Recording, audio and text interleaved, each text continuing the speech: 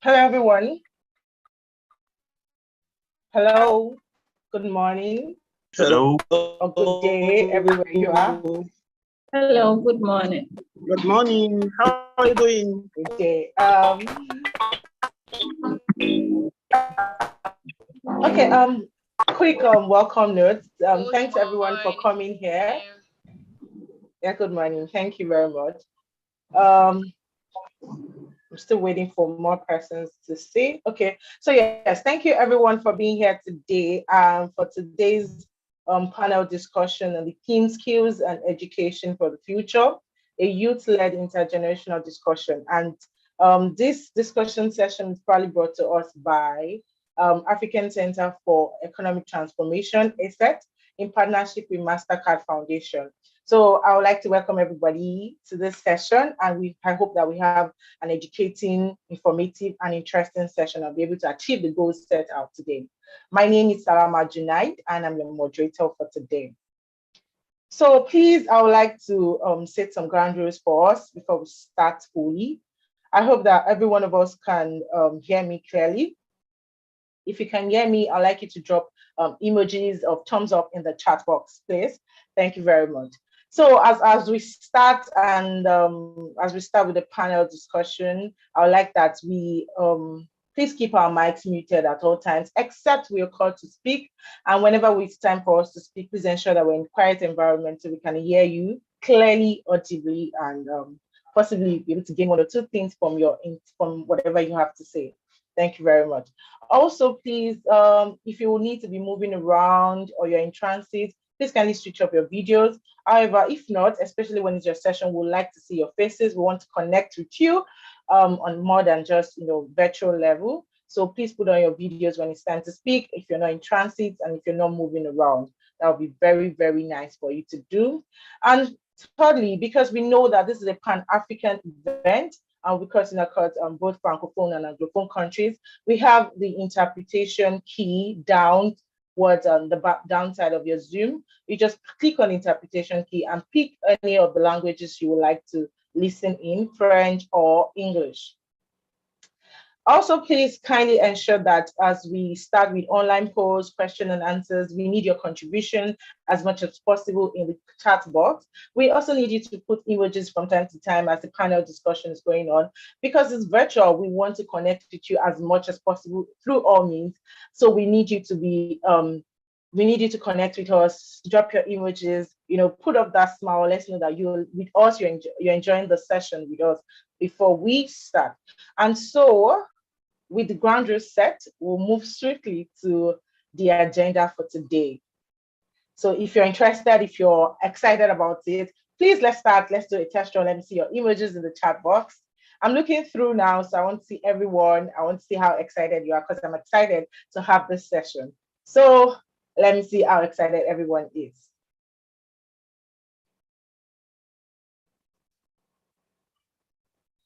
Thank you very much, Karen. Thank you, everyone. Thank you very much. Yes, thank you. So I'll be introducing Mavis Owusu shortly to come and give us our opening remark. Please hold on. Yes. So she's the executive vice.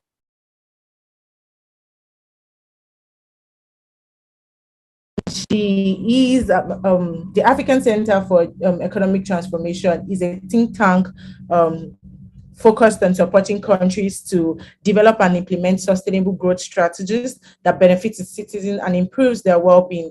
Prior to joining ACET, Mavis was a director of investment at Power of Nutrition, where she helped to grow the portfolio from $40 million to $500 million. I think that's a huge one.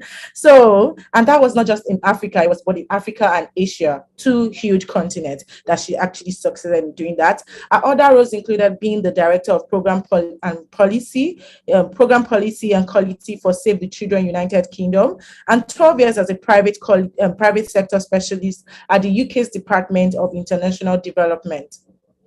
Her last role at this place was as a deputy director and head of profession for private sector development cadre. Mavis is a Desmond Tutu Leadership Fellow, and she has an MPhil from the University of Sussex.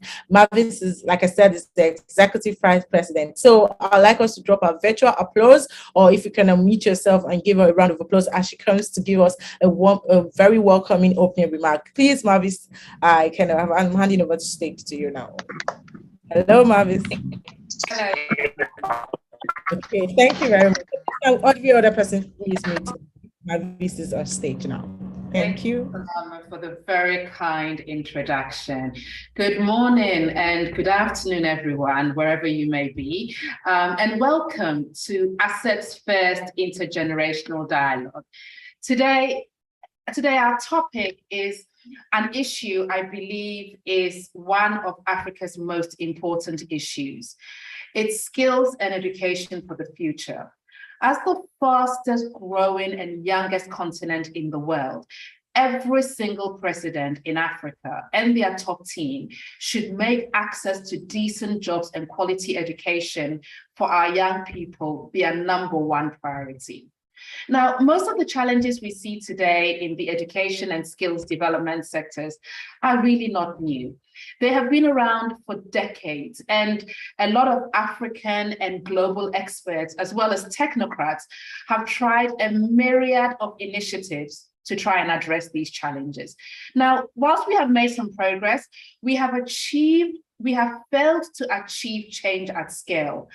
And these old problems that we had are now compounded by rapid improvements in technology, which in our case seems to be costing us instead of benefiting us. But let me not be too pessimistic and start with the progress that we have made to date. Between 2000 and 2020, we saw access to primary education on the continent more than double from 90 million to almost 185 million. Access to secondary education has almost tripled from 24 million to over 68 million. Access to girls' education at the primary level has increased from 75% to 97%, and at the secondary level, girls' enrollment increased from 23% to 41%. And at the tertiary level, we've seen girls' enrollment increase from 4% to 8%. Alongside this, we have seen literacy rates improve from 69% in 2010 to 77% in 2020. And we're also seeing more girls in STEM. UNESCO recently found that 47% of STEM undergraduates and postgraduates from African universities were women. Now, finally, we are also slowly but surely moving to improve access to digital innovation. So in 2030, 30% of the population in sub-Saharan Africa had access to the internet, and over 40% of the population on the continent had subscribed to mobile services. Aside from that, we have leapt ahead of other regions to become the center of mobile money. Despite all of this progress, at ACET, our biggest frustration is that young Africans are competing with their counterparts in other regions and countries where progress has been a lot faster. Our progress in Africa is not enough to prepare us for our fast-growing population and the rapidly changing workplace they have to go to. And also our desperate need to realize a demographic dividend soon. As a result, our supply of skills does not match market demand for skills today, let alone for tomorrow. And unless our current educational systems and policies can effectively and efficiently prepare our young people for the job market, our rapidly growing youth bulge is a ticking time bomb. And that is something we should be worried about. But today's conversation makes me hopeful. Young Africans are taking these challenges into their own hands, and through innovation, research, and advocacy, are proposing ways in which these and other challenges on the continent can be addressed for the betterment of the future. Their commitment can be seen by the number of young people from Africa and across the world who have joined us today to share their ideas on how to make changes. I am also encouraged to see policymakers, business leaders, and other guests, my age and beyond, who have come with open minds to listen to what young Africans have to say and to share their own experiences of what they have seen work, what doesn't, and what has yet to be tried. This powerful combination, I believe very strongly, can lead to something big. But let me start by setting the stage for today's discussion and taking you through how we got here. Last year at our Africa Transformation Forum, we discussed the findings of our 2021 Africa Transformation Report, Integrating to Transform. I would appreciate it if one of my colleagues could share a link to the report in the chat for colleagues who are online today. One of the issues discussed at the forum and addressed in the report is how do we ensure Africa's youth have the skills to be decently employed in the 21st century? In our report, we found that 3/4 of entrants to the labor market in Africa are projected to either work in self-employment or in micro-enterprises. And we all know some of the weaknesses around micro-enterprises on the continent. We also found that some 20% will work for wages in the service sector, so they will be in jobs such as teaching, hospitality, and retail work. Only 4 to 5% will find a formal wage-paying job in industry. But more alarmingly, we project that just 100 million of the 450 million Africans who are expected to reach the working age between now and 2035 can hope to find a well-paid, decent job. We concluded that at the moment, most African graduates at all levels, secondary, university, primary, are missing out on job opportunities, mostly due to a mismatch or a lack of skills. Whilst a number of these graduates are well educated and technically competent, these skills are no longer sufficient. Students today also need to be computer literate, and they need to have leadership, communication, problem solving, and other soft skills to navigate the world of work. With an equal access to digital infrastructure and an equal access to high quality schooling, there is a wide gap for a lot of young people between the skills taught in their schools and those demanded by employers. At a time when the number of motivated, dynamic, innovative young people on our continent is growing, we seem to be failing to harness them and give them the tools they need to thrive. At the ATR, in the ATR and at the ATF, we also dealt with issues such as climate change, innovation, and regional public goods. And since the Transformation Forum, we have had a number of deep dive conversations on climate and innovation. And we've ensured the young people were part of those conversations as part of a commitment I personally made at the ATF, that ACET's work will have the voices of young people at the heart of it. So today we want to discuss skills and jobs, but we want to do it differently. We don't want to offer you our solution at ACET and just ask your views. We are here today to listen to you, Africa's future leaders and elders, and to learn from you, your ambitions for your future. We are also here to facilitate a dialogue between policymakers and young people. We want you, as the young people who are affected by this issue, to talk to policymakers and technocrats working on the solutions. And I am confident that this intergenerational dialogue will inspire and help identify solutions to these problems. There is an old African proverb that says, the youth can walk faster, but the elder knows the road. Well, let's combine these two strengths as young people and as elders to achieve our goals at a pace that we need. We cannot transform as a continent, economically or any other way, if our young people cannot gain access to decent jobs. To do this, they need the right skills and the right job opportunities, and they need the right environment so that our young, budding, and dynamic entrepreneurs can succeed. So once again, my sincere thanks to the leaders, policymakers, and industry players who have come to hear what our young people have to say. And to our young champions, please don't hold back. Take this opportunity to share your ideas, your vision, your hopes, and your frustrations. I have a 7-year-old, and he always reminds me, Mommy, because I'm young doesn't mean I cannot do something. And I'm always amazed by how much he can do. And he even saves me money on occasions. Last week, I couldn't work one of the ACs, and I was going to call the electrician to come and look at it.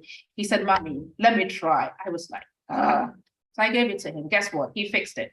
I didn't call in the electrician.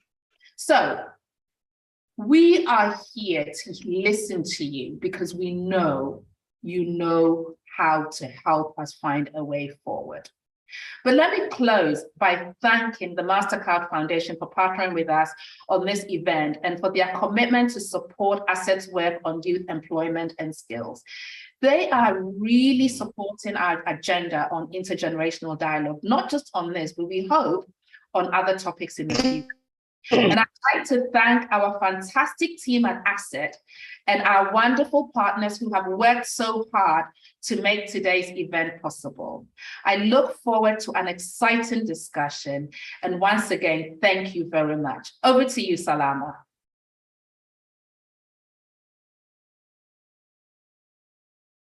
Thank you very much for that wonderful welcoming opening remarks.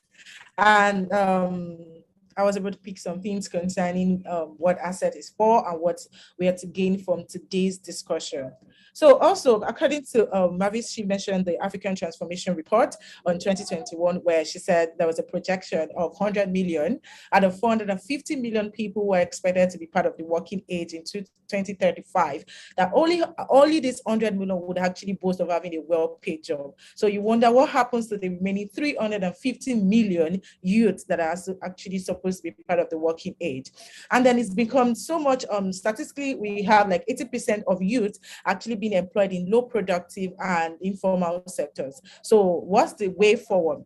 At African Center for Economic Transformation is an institute that is actually, suited to change things, and they believe that transformation needs to happen to move Africa as a region forward.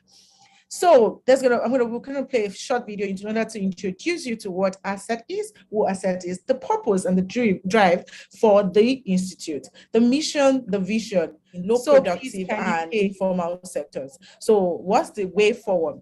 At African Center for Economic Transformation is an institute that is actually, suited to change things, and they believe that transformation needs to happen to move Africa as a region forward.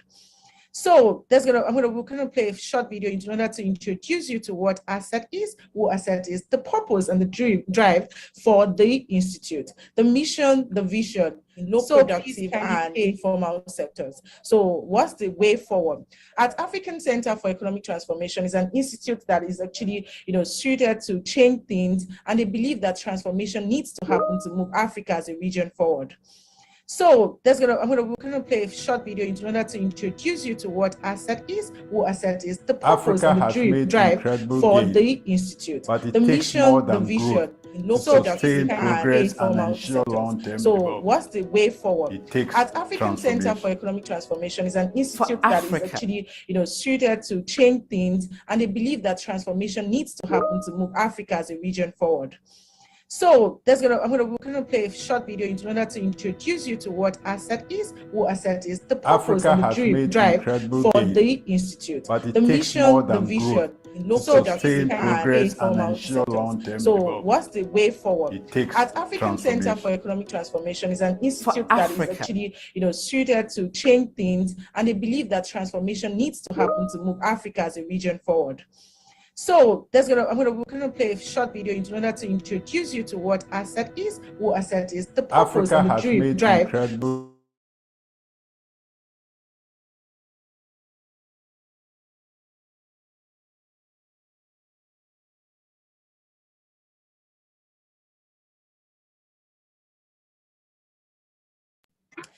Someone, Please. can you go on? Play the video after this. Okay, yes. Please pardon us for that. We have a bit of technical issues. We'll be back to play the video. For the meantime, I would like to invite Mona Idrisu up to the stage for the scene setting.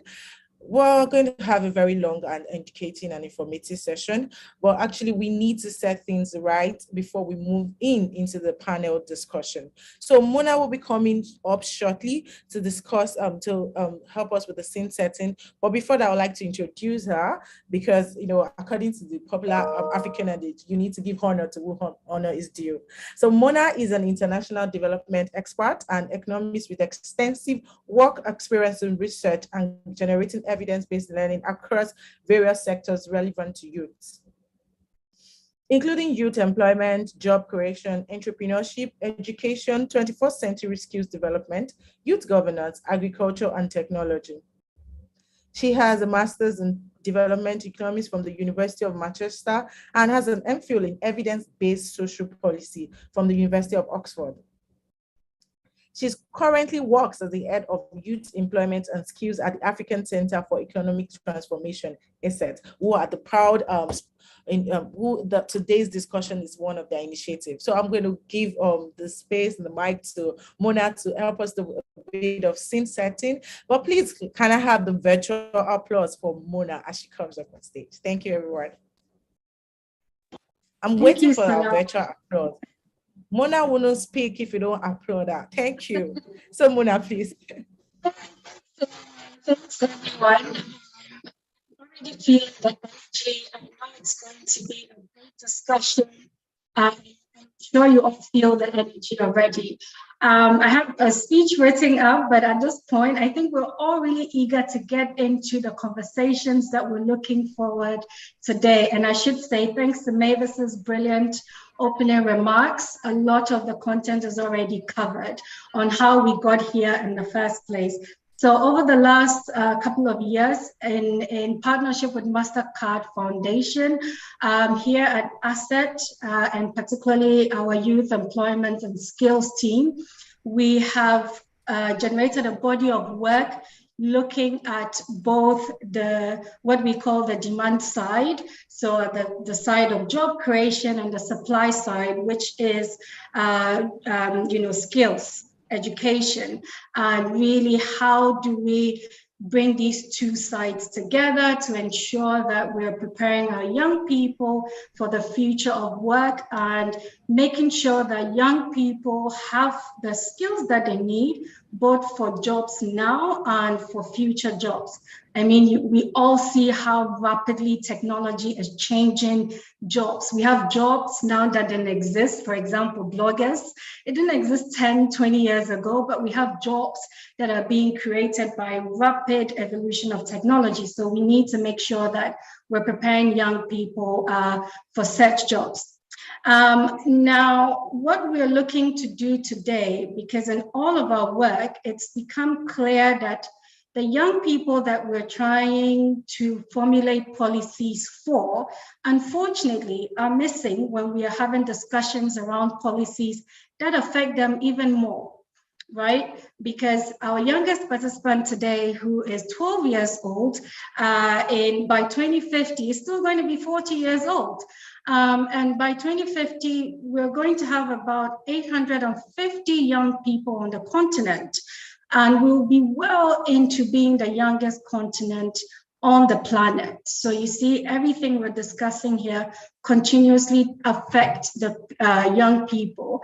So today's event is our first of many to come, fingers crossed, where we're going to have young people leading the conversation and telling us what their lived experiences are, what their insights are, and you know it better than we do. We exited the education system years ago, so you're going through it now. I'm counting on you to come with your experiences, come with your lived insights and tell us.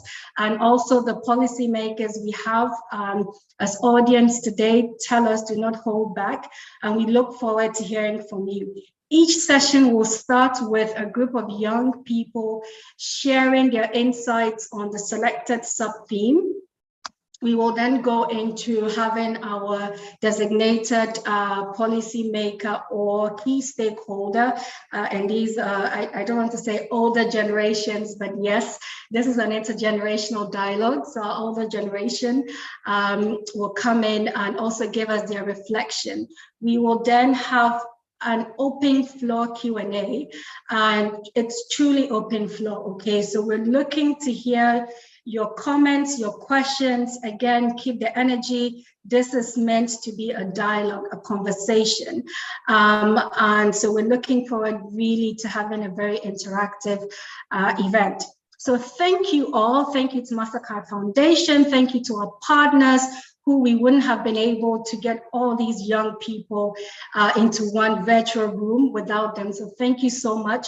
And thank you to our panelists today, and to my colleagues at ACET who have worked tirelessly these past weeks to put this together. Grateful to all of you, and over to you, Salama. I'm looking forward to the discussion. Thank you very much, Mona. And the key word is please do not hold back. We need your ideas, we need your perspectives, to come at a conclusion. We need for us to transform. We need everyone's perspective, what you think and why you think this way, what do you think the solution would be. Today, we're also lucky to have the older generation, like Mona said. These are the policymakers, the industry players who can, listen to what you have to say. They have their own contribution and can also help, in ensuring that everything you have to say is being heard and things change for the best. So we still having issues getting the video up, so I think we'll move swiftly to start our first panel discussion.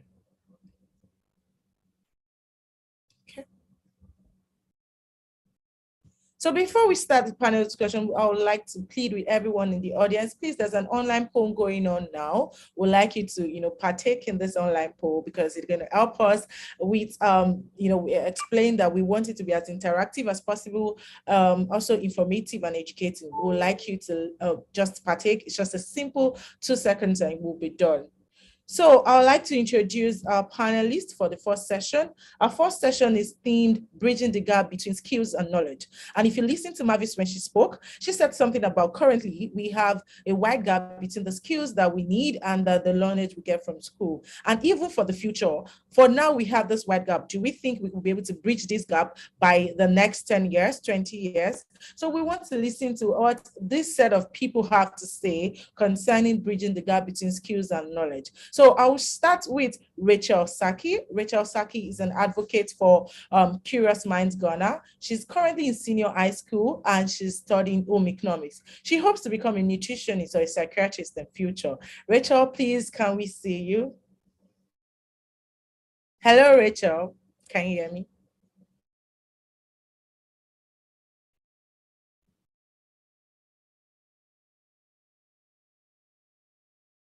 Can anybody hear me? Yes, I can. Okay, thank you very much. So somehow Rachel was here. Network connect. Okay, so we'll move next to the next panelist. We're going to have a former panelist, by the way. So we'll move next to other panelists, in person of Bello Olakeo Abdul, who is an award-winning youth development coach and sustainable development goals advocate. He's very passionate about addressing global health, educational and environmental challenges through research, innovation, and advocacy. He's a director of the Future Scholars Network, a forum of young scholars dedicated to developing the next generation of scholars. He is a graduate of Ahmadu Bello University, Nigeria, where he studied medicine. Hello, Bello. If you're here, please, can we hear you and see you?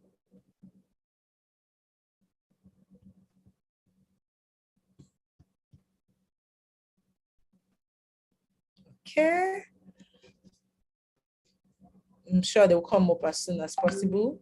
I'm sure we're expecting them to come on. So I would like to introduce Amina Jaite, who is the third person that's going to be on the panel today for this first session, Bridging the Gap Between Skills and Knowledge. Aminata is a graduate from the University of the Gambia. She has a BSc degree in Development Studies, and she has over 5 years experience in civic leadership. She's currently the program officer of the Girls Agenda, a feminist organization, and she's also currently a member of the Youth Stacks team under the Youth Opportunity and Transformation of Africa. Aminata, please, if you're here, can we see you? Can we hear you? Hi, everyone. It's good to be here. Hello. Nice seeing your face. Thanks for joining us, and we appreciate your presence today. Thank you. Looking forward to an interactive session. Thank you so much. You're welcome. Thank you. So also, the last but not the least person that will be joining today's first session is Ogushola Olufemi, who is a product of the Baptist College of Theology in affiliation with the Nigerian Baptist Theological Seminary. He's also a member of the Africa Youth team, a youth coordinator of Youth Movement of Nigeria. He is currently a lecturer at Michael Olowore College of Theology. Hello, Ogushola Olufemi. Please, can we see you? Can we hear you? Femi was right here now. Hello, Ogushola Olufemi. Can you hear me?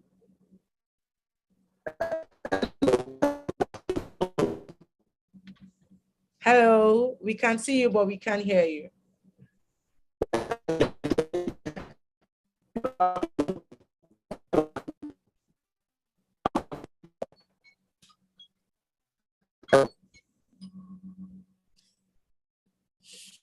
Okay, is Rachel here now? Rachel?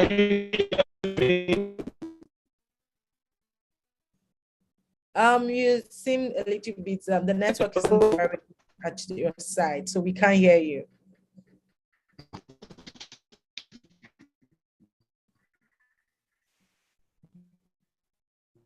We still can't hear you, but I can see that you're speaking, but I can hear you. I don't know if anyone can hear you, but I can't hear you.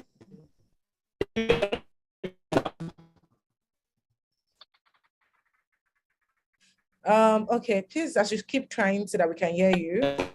I'm going to find out, is Rachel back? Rachel, are you here with us?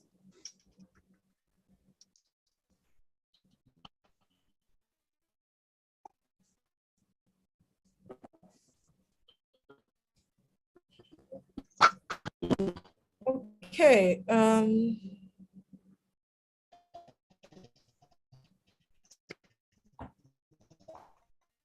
okay, so Ogushola Olufemi, please speak. Let me try it. Let me see if we can hear you now.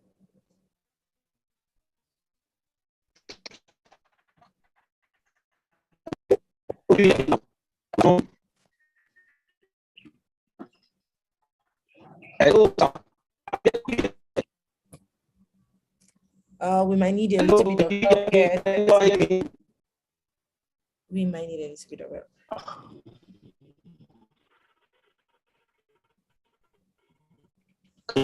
help. We can see you, we can't hear you because you're breaking off.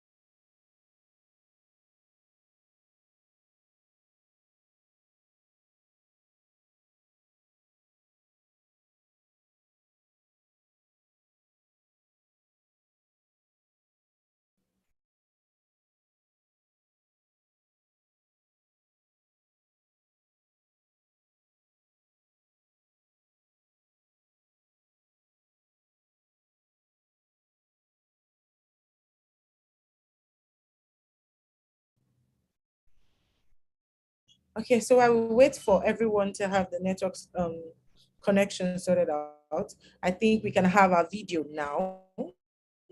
So please, I think tech team, can we please have the video put up? Thank you very much.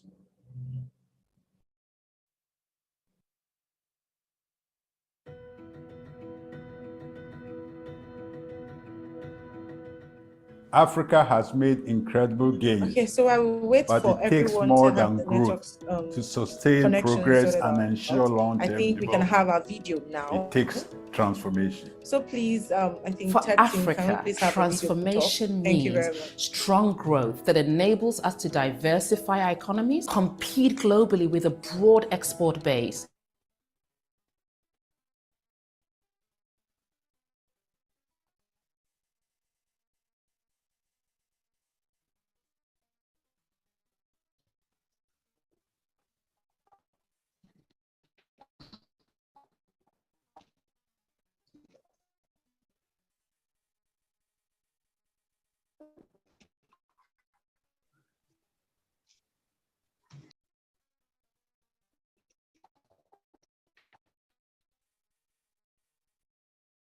So one of the things we're going to talk about today is how it's promoting our digital skills and helping make sure that Africans' network connection is really better. So we are having a bit of network challenge. It's not something we actually did not foresee, but I want to find out, please, Rachel, are you back here? Can you hear me so that we can hear you and see you? Yes, please. Sorry, it was the technical problem. Okay, no problem, Rachel. Thank you very much. Aminata, are you still here?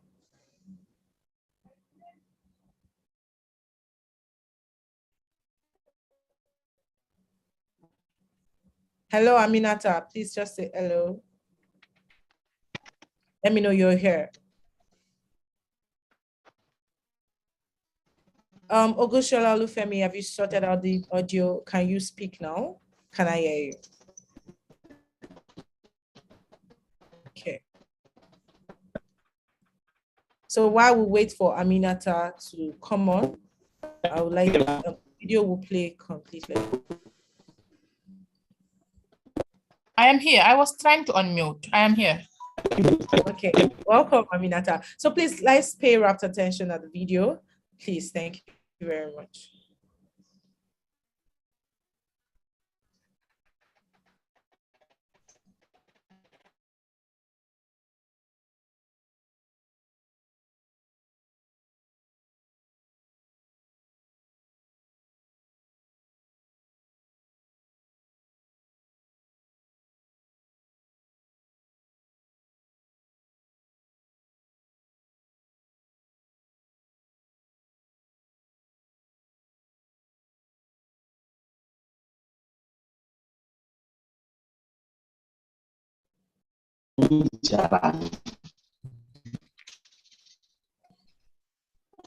Okay, so we can't get the audio from the video, so I'll say that we're going to move straight into the panel discussion because we've spent a lot of time with technical issues. Ogushola, please kindly help us put up your video while you sort out the audio. Thank you very much, because there's a bit of distraction coming from your end. Thank you very much. Okay. Okay, everyone, we're quite sorry for the delay. So I'll be starting the session now. Aminata, please, would like you to put on your video.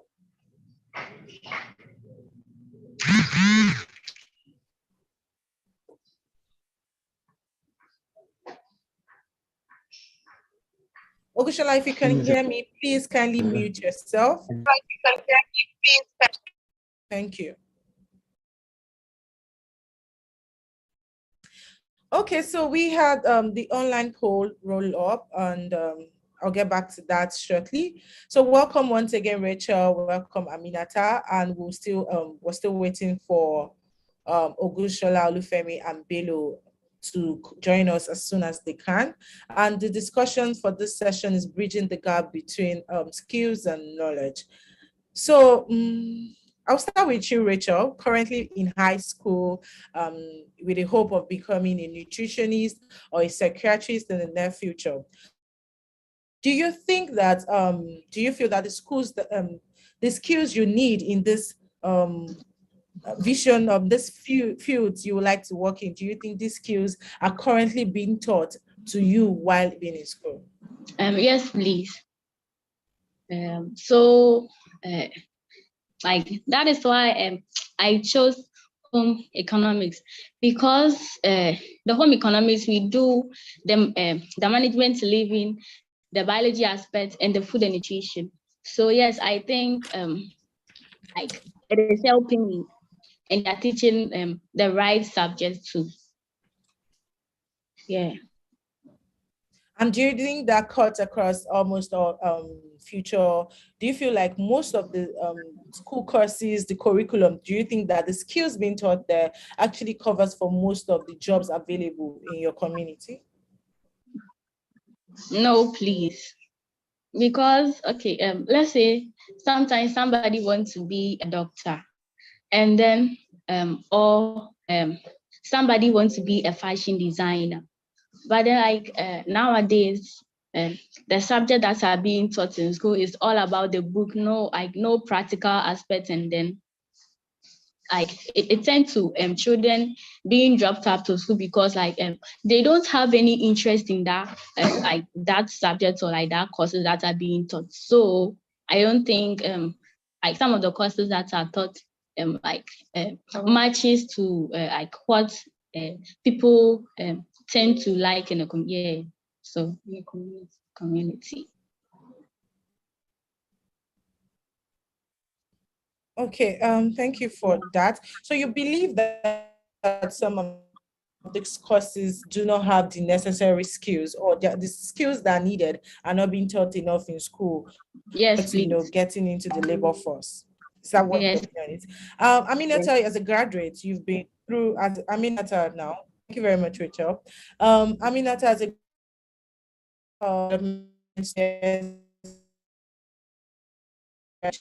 shows that you've been in this civic leadership prior to graduating from the university, because you graduated in 2019. Do you think that, do you agree with Rachel that some of this the curriculum do not, encompass the skills necessary for you to, succeed in the labor market in Africa? Hello, Aminata, can you hear me? Yes, I can hear you. So it is just because it's similar to what she said. Like the problems we have as Africans are quite similar in several ways because of our commonalities. So if you look at the case of the Gambia, for example, I went to University of the Gambia. So, but most of the courses that I was taught in were more of theoretical courses. And even with that theory, it doesn't align with the existing realities of of our country. You learn more about Western cultures, Western ideologies, issues around their history. So it's like you learn little about the existence of our realities here. And personally, I was not exposed to practical experiences or practical sessions, although I had lessons that I was able to connect existing realities with my school. But actually, the system does not prepare you practically for the job market. What made it lucky, what made it easier for me was when I was going to university in my third year, I started volunteering for this organization that I am working for.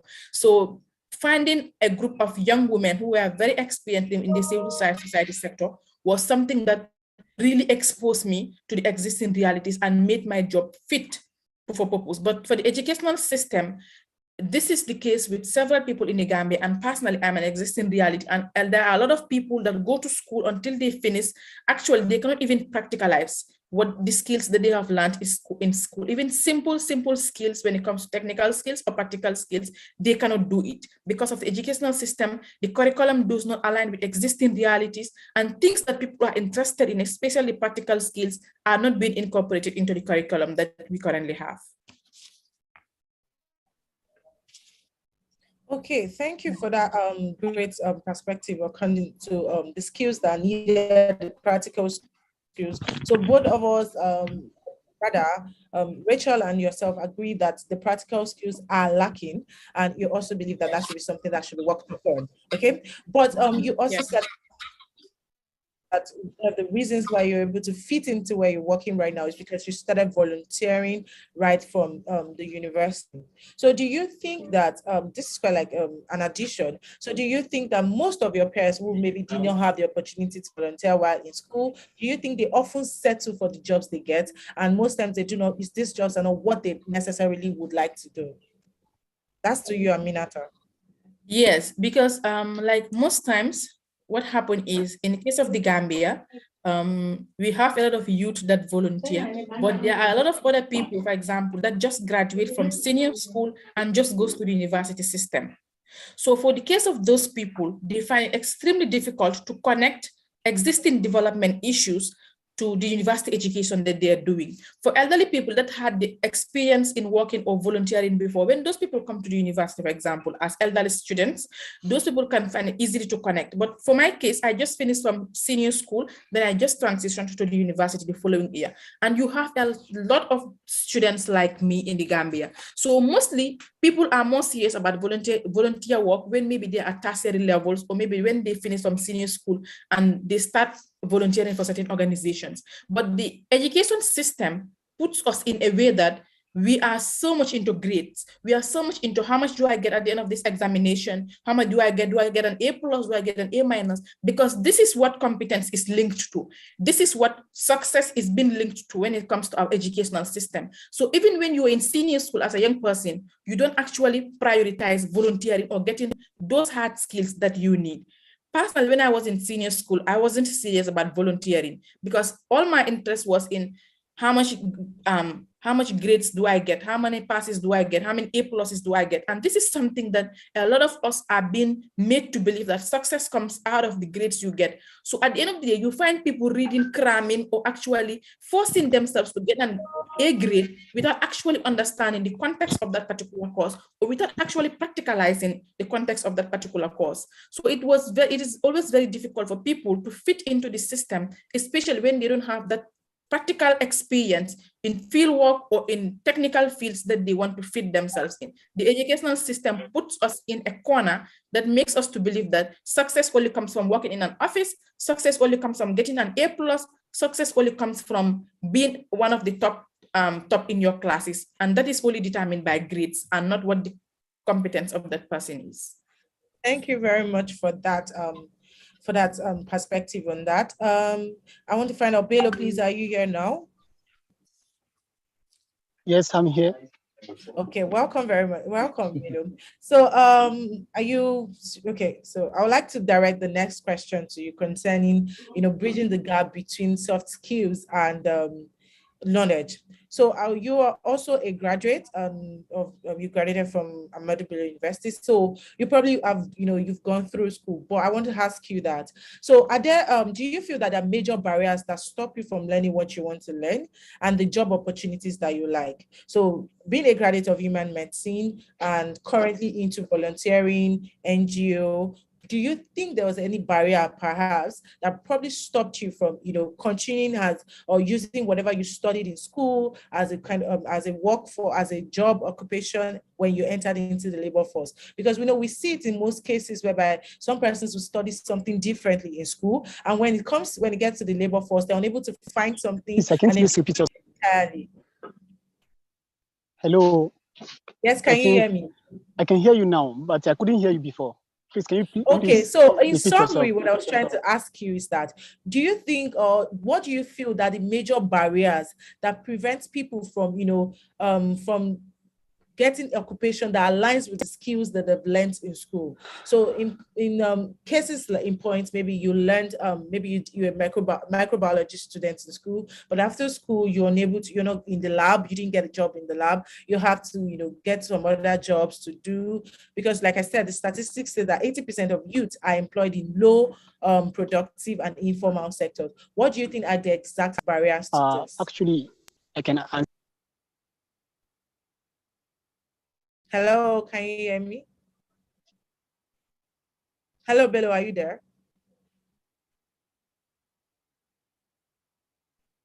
Hello. Okay, not sure he's still here with us. While we wait for him to come back, I would say to join us. one of the barriers, local community. So one of the barriers, we do tell opportunities. Hello, can you hear me? Hello. Yes, I lost you for a bit, so I think we can hear you now. Okay, I said one of the barriers that's confronting currently, because I was born and brought up in a local community, is because we lack access to information about opportunities. I can give an instance. I think last year I did a research, and I was planning to present it at the conference of Nigeria Medical Research Institute. But for my because I was expecting them to release the information, because I contacted the management of the institute that I have a research to present, and I was told that they are going to, whenever the conference is fast approaching, they are going to notify us on their social media. But despite that, I was constantly checking their social media, but still I missed out the opportunity because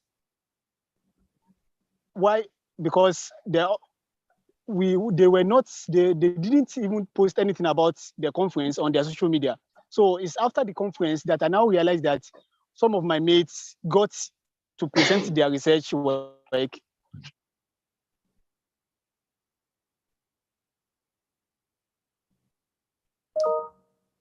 Okay. Hello, Bello, are you still there? Okay, it's quite hard. He's having a bit of network challenges over there. Rachel, hello, are you still there? Yes, And please. when I asked them how they got to know that why I'm living in a local community of them, they had someone. Okay, so basically, one of the major challenges I'm facing currently is lack of access to opportunities. Thank you. Lack of access to opportunities. Thank you very much for that summary. Lack of access to opportunities. So despite going to school, having the skills, there's still a lack of access to opportunity in order to utilize the skills that have been learned. Thank you very much, Bello. So Rachel, this question.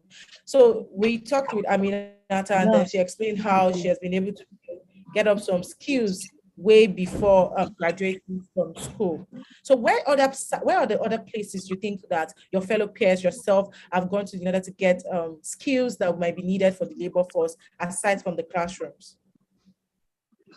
Okay, so because I joined the Kiosk Minds Ghana, and I am a young advocate for it.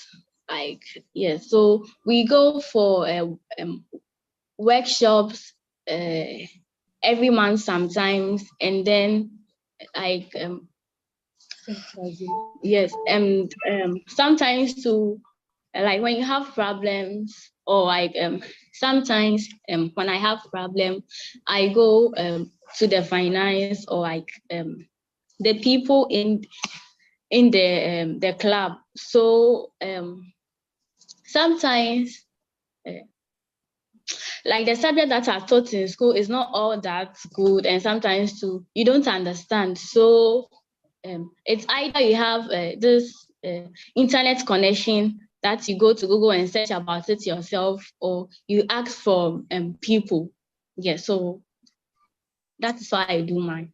But for my friends, yeah, I think most of them go to the cafe nowadays. So sometimes too, they also ask me. So if I don't know, then I consult the people I know they will help me. Yeah.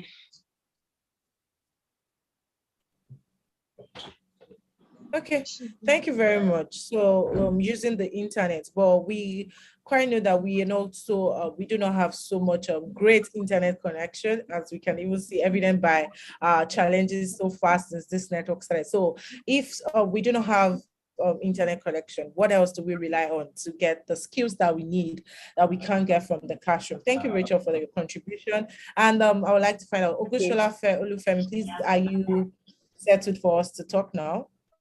Because we would like to round up this and move to the next part.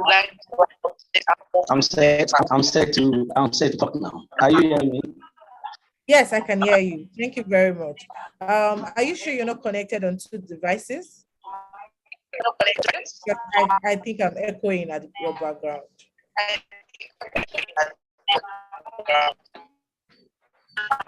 I'm using only a device. Okay, fine. I think we can manage that because I think I can hear you. So you're currently lecturing at Olowere College, a theology school. So I would like to ask, do you think that what you currently do as a teacher, do you think the skills that you needed as a teacher were gotten via being in your school, were gotten during your days as an undergraduate, or perhaps were things you had to learn on your own? Let me start with this. The skill that recently, I didn't get it when I was in school, because what I noticed about the education system is the problem of many of us, we majorly based on the skills, but forgetting about the interest. The interest that I have right from the onset when I was in school, that is what I am following, and that is what is, because the interest is to help others for life. But what am I saying? It is not that I got when I was in sports. The interest that I developed has kept me moving on to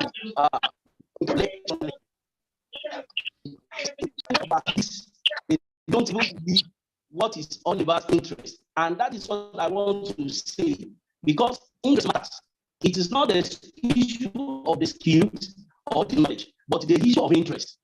It is your interest, it is your interest that will make you to identify your skills. It is the interest of me being a lecturer that make me to identify my skill, and I begin to develop that skill, reading about the people that have been in lecturing, what have they acquired, how did they become what they become in lecturing line. Now, I want to submit that it is not the issue of skills and knowledge, but the problem we are having is the issue of interest. What is the area of your interest that matters? Thank you. Thank you for that. But I would like to give a follow-up question. So you said it's an issue of interest. So do you think that the average African youth have not been able to identify their interest? And if you think so, why do you think they've not been able to identify their interest, even as a university level? Thank you. Let me start from the primary school level.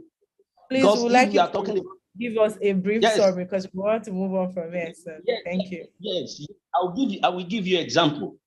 For instance, a case that happened at a particular university in Nigeria, when a graduate went back to the school and said, I want to return my certificate, give me the money that I've paid you. That is the pressure he put on the school management. Now, the question is it the fault of the man or the fault of the school? You see, we're supposed to identify or discover the interest of a child from the primary level. Now, when he got to secondary school level, he will be able to acquire more information about his interests.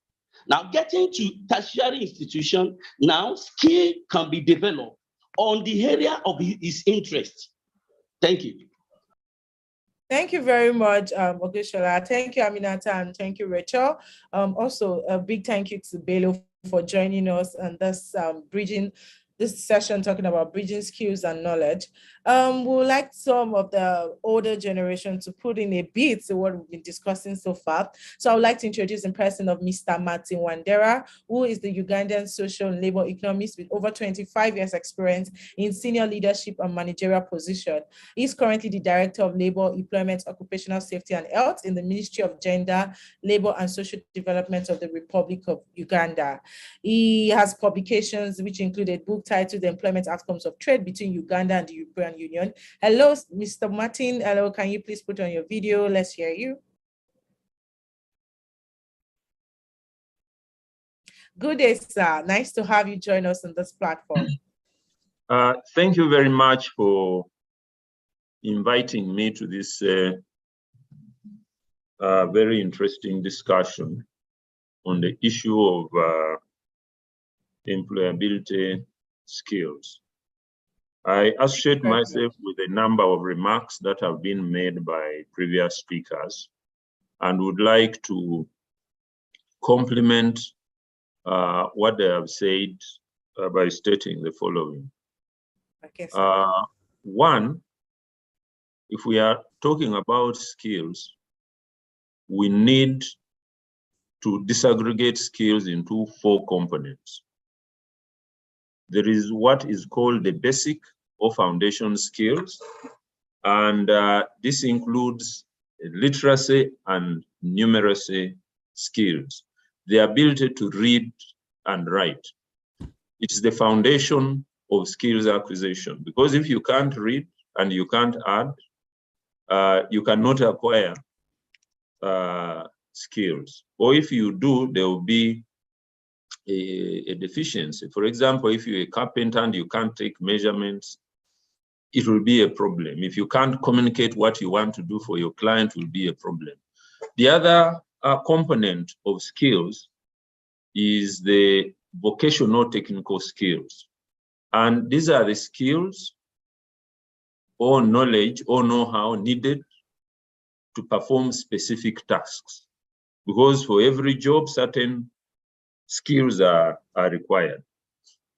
Then there's another type of skills which some call personal professional skills, and refers to individual attributes that impact on work habits, such as honesty, integrity, and work ethics. Then finally, another component of skills is what is called the core work skills, and this includes the ability to learn and adapt, the ability to read, write, compute, listen, communicate, think creatively, solve problems independently, manage oneself at work. You can be a very good engineer, but if you can't manage yourself at work, you will not deliver. Be able to work in a team, because at a workplace, you must be able to work with others. Now, having said that, I would like to add that because of the fact that change is the only permanent thing in life, work processes keep changing because of changes in demand for goods, changes in technology. And therefore, the technical skills keep changing depending on the type of job that is required and the technology that is in currency at a particular time. But certain skills will not change. For example, numeracy and literacy will be required. They were required yesterday, they are required today, they are required tomorrow. And that's why preeminence or importance in all our countries should be placed on primary education. In some countries, called elementary education. We must make sure that when the 7-year-olds, the 6-year-olds, when they come to school, when they complete primary, they are able to read and write, and they are able to engage in basic numeracy, because that is the foundation. Even if they dropped out of school at that point, and they want to go into a vocation, or they want to return to school later, if they have that foundation, it becomes easy. Then, regardless of the technology that is required for work, if you are not honest, if you lack integrity, if you lack work ethics, if you're a bad listener, if you can't communicate, whether you've gone to Harvard or to the University of Ghana, to the best technical college, you will not be able to succeed. Now, the third point that I want to raise, and which one of the previous speakers raised, when we are looking at skills, we should not only look at skills as the problem for the youth employment challenge in Uganda, because skills is on the supply side. The labor market is made up of the demand and supply sides. Now, as some young person said earlier, there are many people who have very good skills, but do not have opportunities. So while we discuss the question of skills, we must also discuss how we can promote the creation of employment. And that therefore calls for job-rich growth strategies. We need economic policies that promote high growth rates and high employment intensity. Now, I want to give the young people who are listening, the youth, comfort. No education is useless. I'm concluding. Yes, no education is useless. Because what education does, it teaches you to learn how to learn. So the gentleman who carried back his university degree to demand for money, he just doesn't appreciate the value of the education he received. Because if you go to university, you cannot expect to learn everything in the workplace. But what university education does, or any form of education, is open up your mind and teach you to learn how to learn. Thank you very much.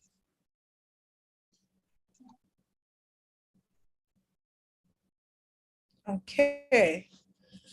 Okay, very much. Thank you very much, Mr. Martin. And I'm sure, I think you had a bit of network issue. Well, we'll be moving next to someone else we want to get his perspective from the private sector. And just in case we have to run up to finish, I'm going to go to Mr. Midu, who tackle in Miami, Niger. He's interested in youth empowerment, and he's going to be joining us to give us a bit of a private sector perspective. So I'm going to pick on something. I don't know, Mr. Hussaini, please, can you let us see you and let us hear you? Hello.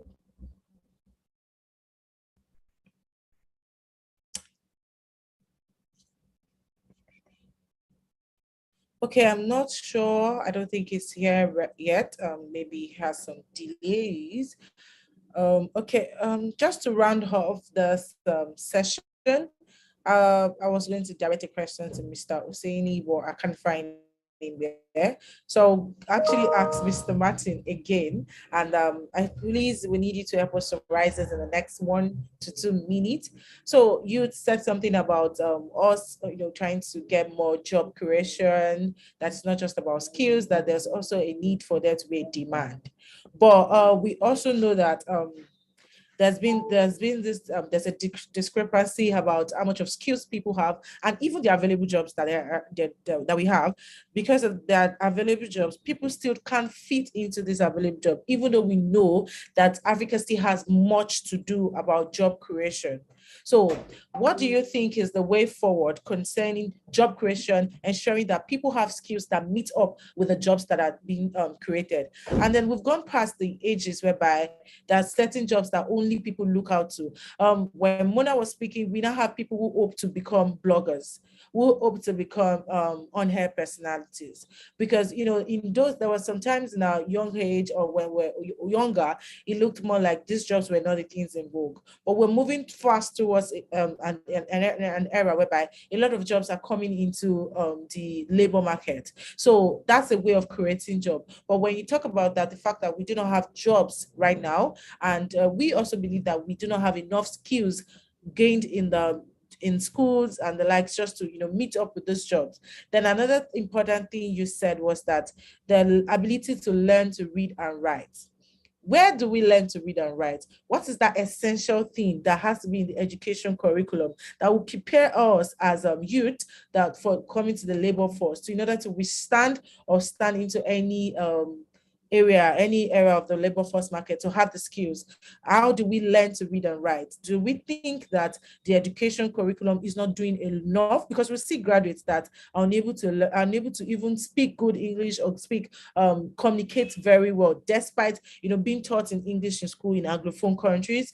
So we want to understand, what do you think can be done in that area whereby there will be enough job creations and the skills of reading and writing would also be well harnessed during your education period? Mr. Martin, please can you help us answer this in the next 2 minutes so we can move on? Thank you. Okay, thank you very much.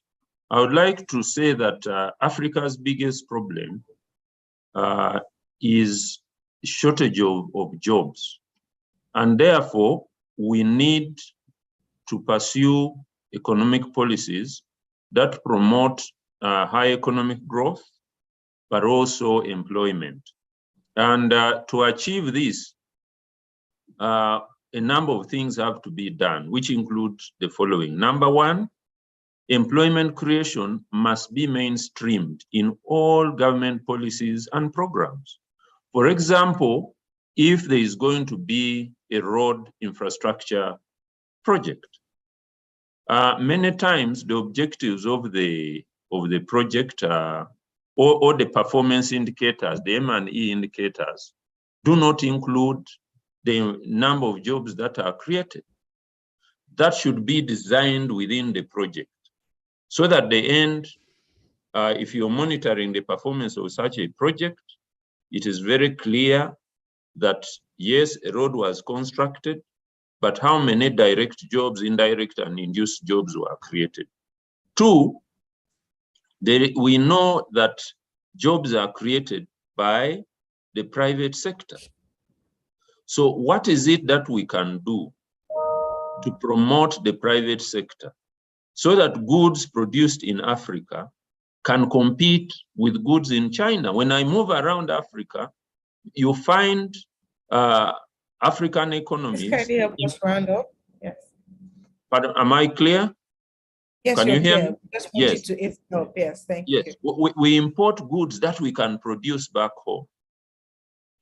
Reason is that the environment is not conducive for small enterprises and medium enterprises now in the economy. There is very high credit, and therefore, if you borrow at high interest rates, you produce goods at a high cost and they can't compete. Two, we don't protect our infant industries and we do not promote local consumption. For example, you go to many government offices around Africa and all the furniture is imported from Malaysia and Singapore. How then will our wood manufacturing industry develop? Look at what we are wearing. We grow cotton. Cotton goes to Europe and East Asia and returns as clothes that we buy. So the two quick things: promote the growth of the private sector. Two, make sure that in everything that we do, employment is at the heart of it. The issue of skills, as I said earlier, anyone with basic education can learn anything. At the time I came out of university, there were no courses on computer ICT. On ICT, it was not there. That course was not there. But the people who had done statistics or engineering are the ones who ended up in ICT, and they mastered all this. You have seen banks. I know in my country here, there are audit firms, global audit firms. They recruit anybody. Whether you have, you've studied history, whether you have, you've studied biology, as long as you have the right aptitude, they will take you on, train you, and make you the best accountant. What about the mechanics? Thank you very much. Yes, thank you very much for that submission. Thank you very much for that submission. So we move already in the question and answer session. And because we're way behind time, we'll just take one question. I'll be calling, just to make it quite interactive, I would like you to, I'll call on one of the questions we have in the question box. So Emi Daniel Ojara, please kindly unmute yourself and let's see you. So I see that you have a question. Please ask. And this question, Mr. Amidu Hussein is around. I would like him to answer, and then we'll end this particular session. Please, Emi Daniel Ojara, if you're here and you wouldn't mind to, ask your question directly, please do so now. And the next 1, 2, 3. Hello. Hello. Are you here? Hello.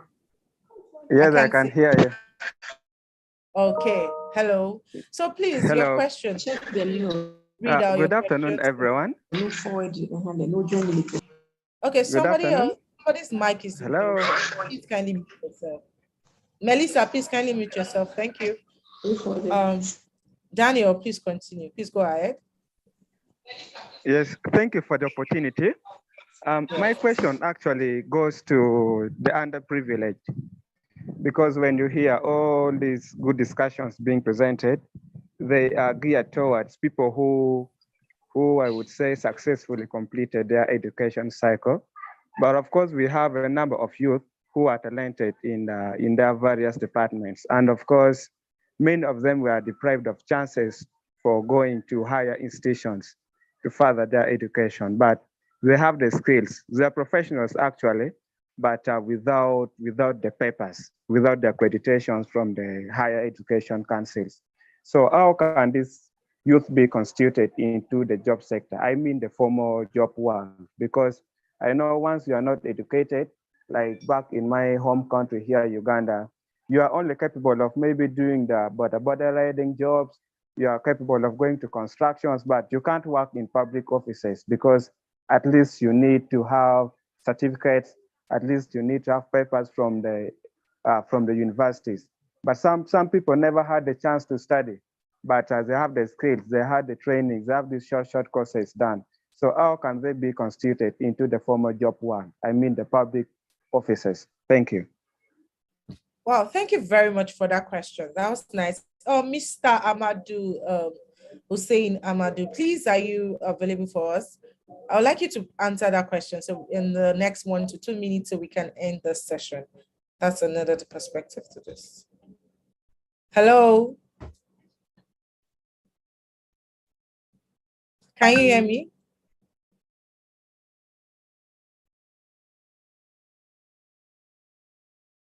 Okay, we really are way behind time. So I will just direct this question. Are you here, Mr. Madu? Okay, so let's move. So I'll just direct the question to Ogushola. Ogushola, are you still here to answer this question? Yes, I'm here. Can you just reframe the question, please? So the question basically means that for those who are unable to have a formal education, that, you know, they fell off, what's the name? They are unable to go into secondary school and university, maybe due to some financial difficulties. How can we incorporate them into formal job sectors? Because they have the skills, maybe they've done a little bit online courses, but they do not have a formal education per se. So how do they get incorporated into the job sector? Please, in the next 1 to 2 minutes, so we can move on. Thank you. Thank you. And that is why I want to go back to the issue of interest. If that is the man in question has interest in a particular field, not necessarily that he or she goes to school or not.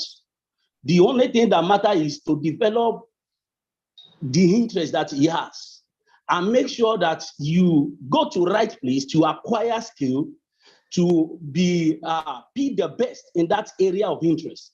So that in as much as possible, if there is a vacancy or there is an opportunity, for example, now, not every athlete or a footballer has a formal education, but because of their interest, they develop their interest and they acquire the necessary skills and they fit in for the work or the job they want to do because of their interest. And that is why I want to say that the interest is very, very important. Thank you. Thank you very much for that very short, concise answer. And I hope that if you're part of the audience and you have answers that you can share concerning the questions, please feel free to put it in the chat box. We're reading it, and once in a while, we'll just read out your answers. Thank you very much. As we move to the next thing in the agenda, so I would like to confirm if we have our video ready.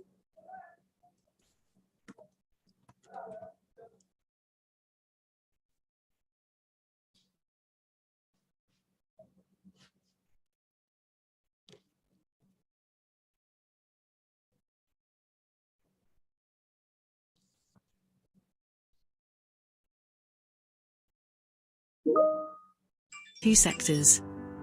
Young women face greater barriers to gainful employment, and the youth population is expected to reach 850 million by 2050.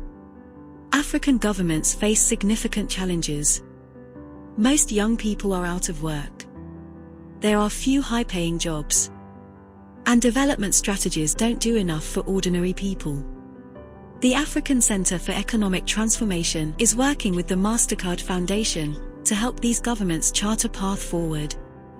The evidence is clear. Education is one of the main drivers of economic transformation. But African secondary education systems are failing to provide young people with the skills they need for current and future jobs. Policymakers and the private sector should work together to identify missing skills and create future-ready curricula. Targeted education initiatives.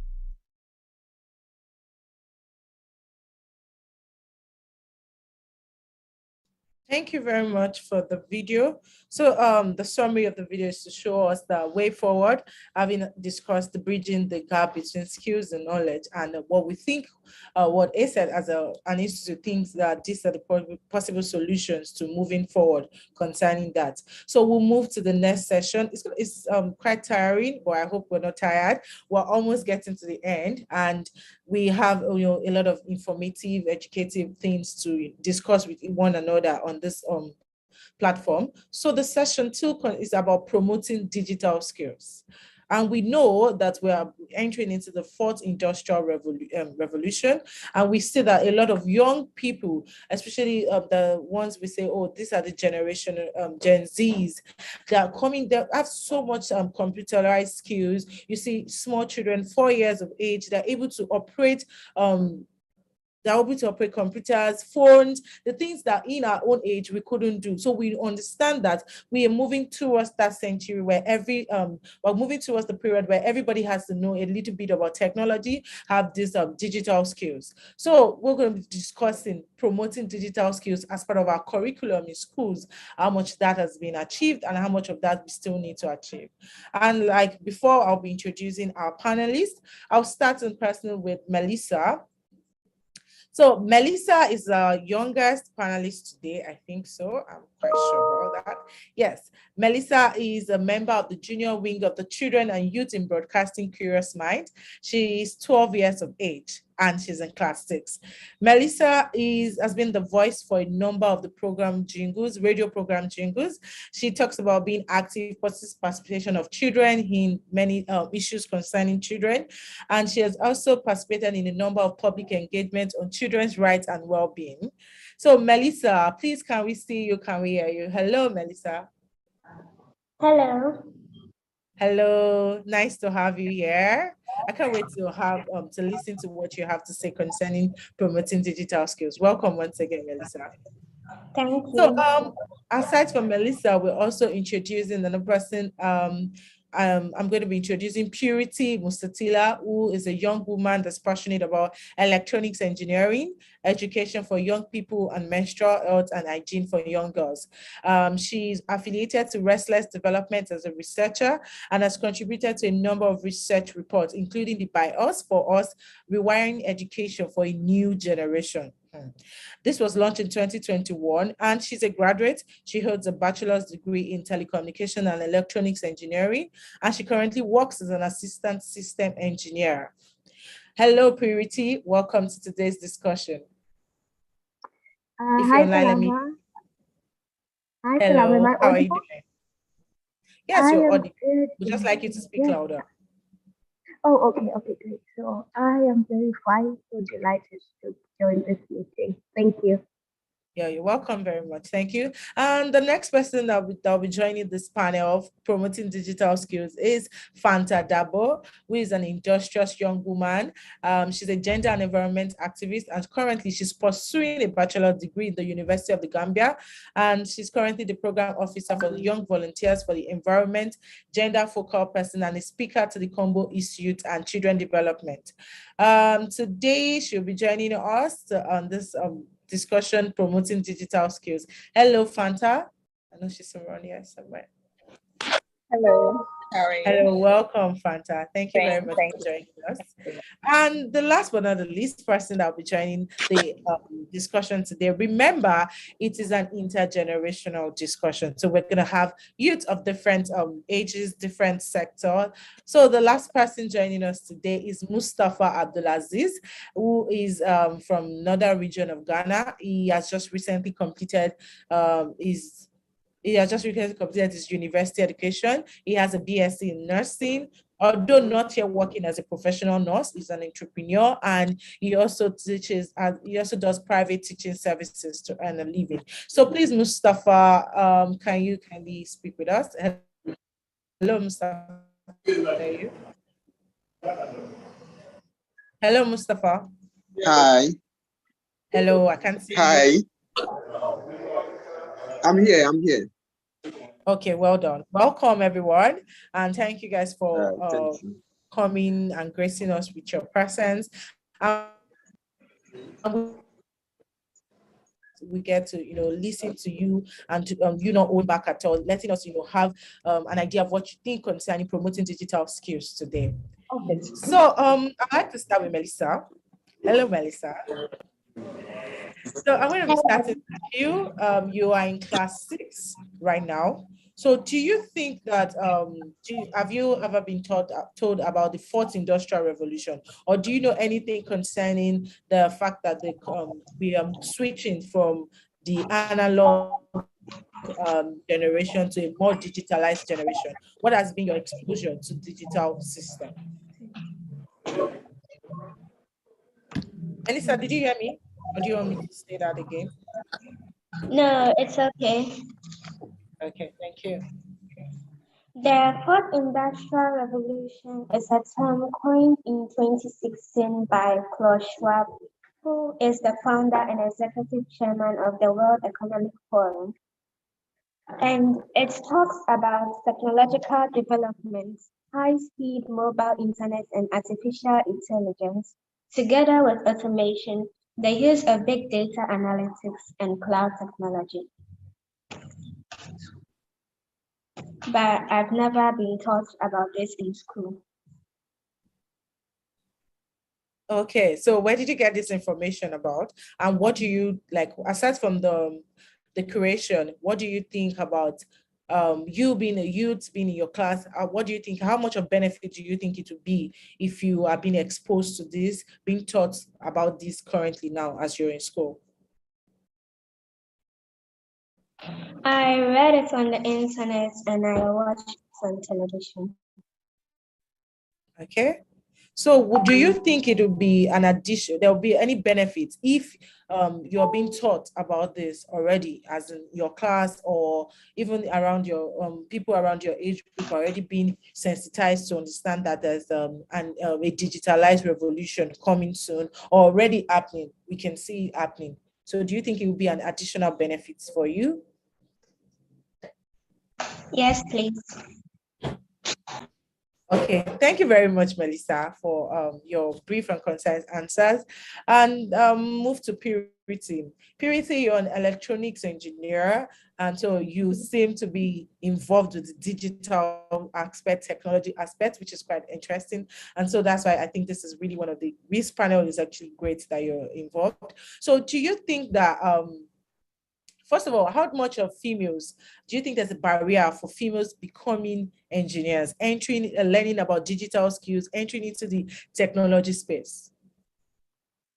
Thank you so much, Salama, for that question. And yes, well, to be honest, I'm the only female engineer in my department, and I know. And so I work with so many men, like every day. 50, 100 sometimes, but the company is huge. And to be honest, the learning system, the curriculum that we currently have in Zambia, and I would like to guess in other countries as well, doesn't necessarily support women. Purity, we can't really hear you, so we need you to speak louder. I'm sorry, you might have to start from the beginning. We can't really hear what you have to say. Okay, is this better? A little bit, please. Let's try again.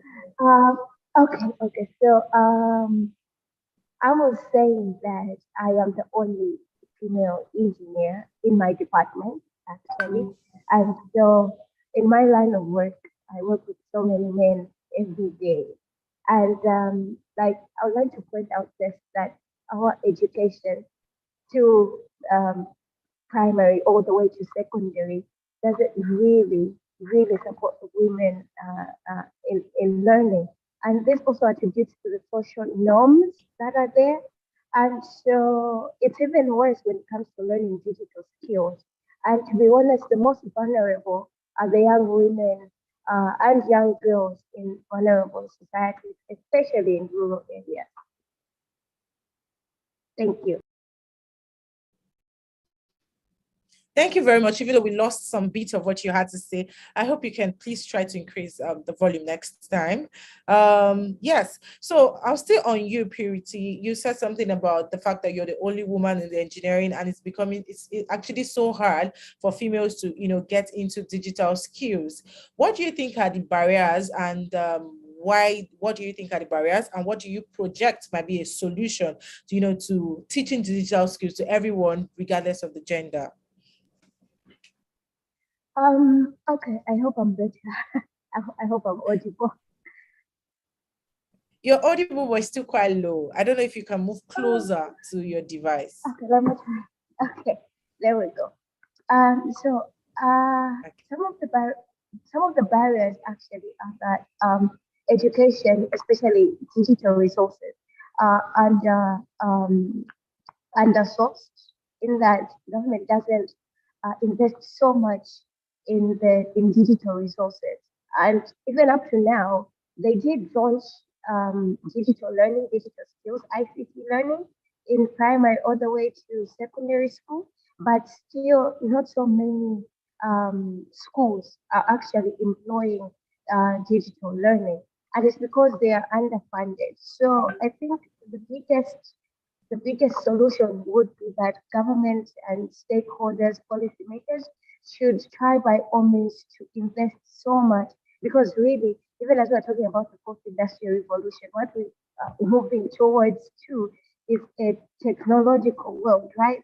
So this should be taken with so much urgency and be funded as it should. Thank you. Thank you very much, Purity. Fanta, are you here? Yeah.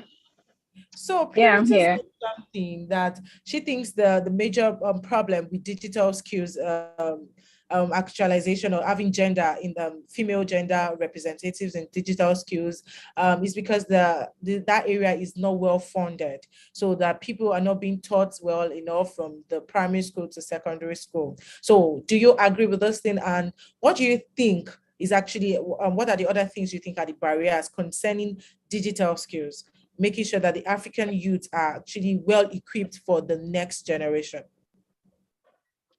Yeah, I think I have to agree with her on that aspect. But if I'm to agree, it has to be in another dimension. Because when you talk about investment, it is something that that it is very key. And then I know every government official or every government wants a development. So in order to have the proper development in the area of digital skills is a true investment. An investment in the area where that there will be equity and equality. So looking at digital skills, we all understand that in most cases, it is men that are often into skill businesses and the stuff like. So we have limited female because of what the motivation attached to it. So to me, the fastest way to grow and also to promote digital skills is to narrow that gap by giving equal opportunity for everybody, even if they're going to give the upper hands to the other gender, looking at the vulnerability aspect of it. And also trying to see how best they can invest and rebrand our educational system, because it all starts from the educational system. If the educational system is not modified in a way that it will promote digital skills, then we will not find ourselves into it, because you cannot jump from the primary school to the university and then you want to venture into something that that you have no clue about. So that means it needs to start from the underground, where the foundation lies. When people see to it that this is an area that that it requires a development, then investment needs to be part of it. And digital skills supposed not to be an exception. Okay, so in quite summary, you think that we generally as a people have not really realized the importance of digital skills? Is that what you said, Fan? Okay. Yes, that is what I'm saying. Okay, so that's nice. That's a beautiful way to look at it. So what do you think? You said till we realize it, then we can talk about the investment. So do you think that how do you think we are going to make people realize the importance of digital skills? Because whether we like it or not, the world is changing. We're moving into the fourth industrial revolution. Things are becoming digitalized. So how do you think we can get African youth and the African people interested or understand the importance of digital skills? Yeah, That's to you, Fanta. sure. What I'm trying to say is, looking at every country, the leadership really matters a lot. We all understand the way the world is revolving, and African as a country have really a lot to do in order to catch up. So the only way out is for government to add motivation in the area of digital skills. Let the government look at possible ways in which they can empower people that are into digital skills. And even if people are not willing to, it is their responsibility and it is our responsibility as well. Being parents, being government, let us see how best we can put that interest in people that this is the thing, this is the way the world is moving. And we cannot be relying on this subsistence agriculture. We cannot be relying on things that, that might not be giving us that avenue or a capital that we can go in a long way to have our own sustainability development. But we can look at it in a direction that that it is more sustainable, and then we can connect with the wider world. So digital skill is a concern, and then it's something that that we should look at various ways in which to empower people. If suppose that like we've seen funding or other things, like people are investing more in the area of digital skills, I'm sure a lot of African youth will definitely devote their time in order to get into digital skills. Okay, nice. That's a very interesting perspective and a call for action. Thank you very much. Thank you. Mustafa. Hello, Mustafa. Are you still there? Hello, yes, Mustafa. I'm here. I'm here. Okay, Mustafa, as a professional nurse now, even though you're yet to start working as a professional nurse, you've had some quite experience working as a nurse and being in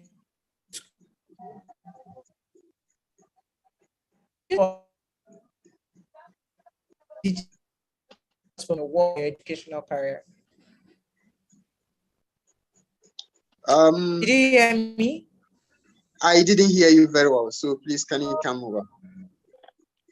Oh, okay. I said that being a professional nurse, do you think that the fourth industrial revolution, that is digitalization, the digitalized century, digital transformation in general, do you think is going to affect the future of your work and career, basically?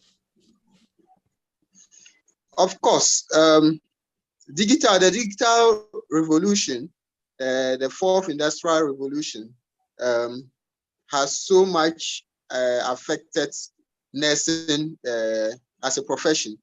In the hospital settings, we now have digital devices that are used, and we are almost accepting that telemedicine. We have this we call telemedicine, where even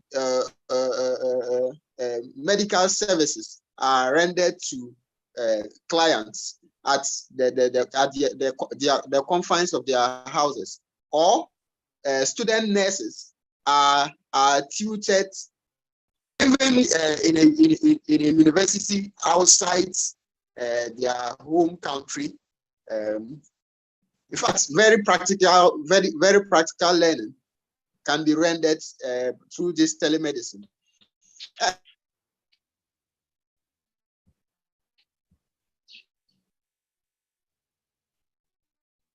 Hello, Mustafa. Hello? Okay, well, I think we lost Mustafa over there. He was talking about telemedicine. Yeah, telemedicine is a medium whereby you can sit in your home and consult with healthcare professionals. And that's up to thanks to your digital transformation. So, yes, Mustafa, you're back. Can I hear you very well? I can hear you very well now. We lost you for a while. My network is not so good at this end. Can you come again, please? No, I wasn't asking you a question. I wanted to know if you were done with what you were saying. Hello, Mustafa. Okay. Swiftly, I think for the last question for this round, I think I'll go to Melissa. Hello, Mustafa. Can you mute yourself, please? I'll come back to you. Thank you. So Melissa, you said you've not been taught about fourth industrial revolution. You've checked on internet and the likes. What do you think what digital skills would you like to learn currently as being in school? What digital skills do you think is going to be nice for you to be taught as at now in your level in your class? I'd like to be taught digital marketing or social marketing, business data analytics, and coding. That's nice. But you're quite accustomed with basic use of computer, how to navigate your way around any computer devices, right? So learning how to navigate around computer devices, was this something that was taught in school, or was this something you self-taught yourself? You learned while at home with your older ones? Is that what you did? I learned it from playing with my parents' phones and watching TV. Okay. Thank you very much for that. Thank you. I hope Mustafa, I don't know, I think we lost him, he's not back. I'm and back. I want to say that thank you to everyone. Something, and I wasn't you finished. We started to talk about how digitalization is affecting your work. And you also talked about telemedicine. I don't know if you were done. So of course. Okay, you were done speaking, right? I don't know if you heard me, but I tried saying that telemedicine is used for it offers learning a learning platform for even students to have access to practical lessons in universities or hospitals outside their home country. And this is a significant fit that if you are not exposed to as a nurse in this century or in these times, you literally lagging behind. So it becomes very difficult for you to explore in-service learning opportunities whilst at work, especially as time goes, because we are going we are not going to. It will come to a time that you cannot avoid some of these developments. That's true. Thank you very much for that submission. Fanta, you wanted to say something? Are you still interested in saying something? Yeah, I want to say something that has to do with also research. I think it is something that that it is very important. African countries, especially the African continent in general, people should be engaged in research. We know our environment better, and then we know the solution to our environment, despite the fact that digital still is important. But when we put it in line with our own standard, I think we will go a long way in investing in our own continent, establishing things in our own continent, and then empowering our own people. That's what I want to say. Thank you very much. Thank you very much for that submission. And yeah, Purity. Yes, I just had like a brilliant thought that I thought I should share with you. I'm sorry. So yeah, I think you're going to be the last panelist speaking for this session, so we can move swiftly to have the policymaker comment. So please go ahead. Okay, so like just to add on what I think every panelist has mentioned, and I think I can't hear you. Important. You're breaking. Start again, please. Sorry, we can't hear you. Okay. So I just want to add on what every panelist has said in this session, and I think something that is very important and something that I would like to see is that the content creators, the curriculum, digital skills curriculum creators should incorporate local languages as a tool for young people, especially the ones that can, especially those in countries whose English is not the first language. So like the digital skills and the digital resources should be in a way that they are made to serve or to teach in the various local languages. And I think it's something that I haven't seen, but I think it would be a wonderful learning tool for young children. So, thank you. Oh, thank you very much. That's quite an interesting one. You want the incorporation of teaching students in local languages rather than the usual. Okay, Mustafa, I can see your hand up. I'll be back to you, but I would like to introduce Dr. Christine to this discussion. She has been the head of Department of ICT in Education at Rwanda Basic Education Board since February 2018. She's responsible for ICT in education policy implementation in basic education. She leads digital content development aligned to national curriculum, competency-based curriculum. She has a PhD in computer and systems engineering. And prior to joining Rwanda Basic Education Board, she was a computer engineering lecturer at the University of Rwanda. So Dr. Christian, if you're here, we would love to have you put in some, give us some bit of information concerning promoting digital skills in our education curriculum. Hello, Dr. Christian. Is she here? Hello? Can you hear me? Yes, I can hear you. Welcome. Okay, great. Thank you for the floor. I've been following different discussions that happened, but not all. I had some interruption in between. And I'm glad to speak about becoming, to me, digitally literate.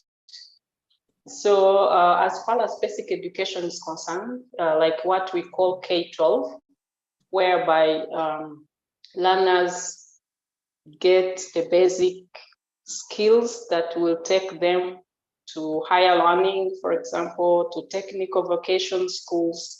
That's the basis whereby we need to make our learners digitally literate, so that in the future they don't need to learn digital skills. They have to get this at basic level.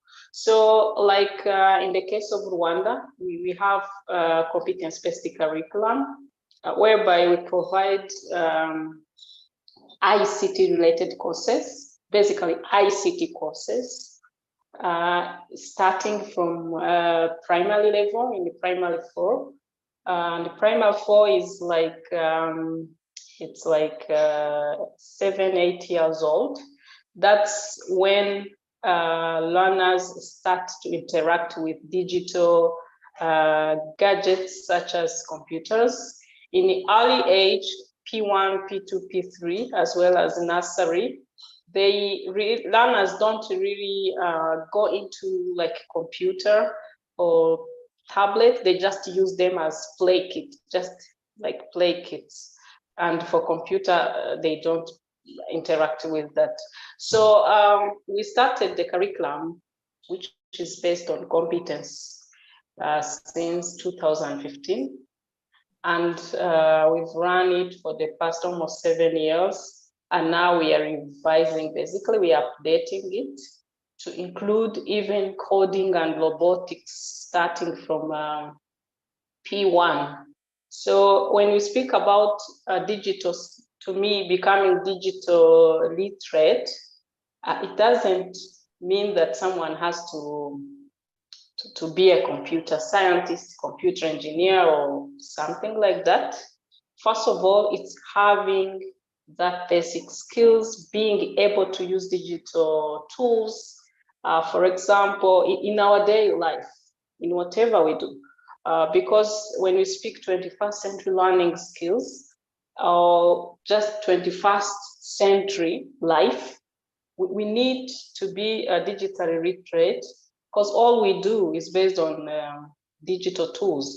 We apply for exam for the job. We do the exam for the job online. We do interviews online. if we don't have such basic digital skills, it will be difficult to get into the gate that will take us in the further steps. So I think we need to, first of all, start this at early age so that our learners, when they get to higher learning or to TVET, technical vocation schools, they are ready with that. They get there, they start just their subject matter. If they are engineers, civil engineers, if they are teachers, if they are going to be doctors, they are not they get there equipped with basic digital skills. I had someone, I think before I start to speak, someone who spoke before me mentioned something about telemedicine. So we don't need to teach digital skills to our doctors. Of course, for seniors that you have now who did not have the chance to get this, we train them on job in service, but we should better start at early age training future doctors, equip them with digital skills so that when they get into the hospital, they don't want to spend much time on, side issues, rather go into substance of, supporting their patient using different available tools.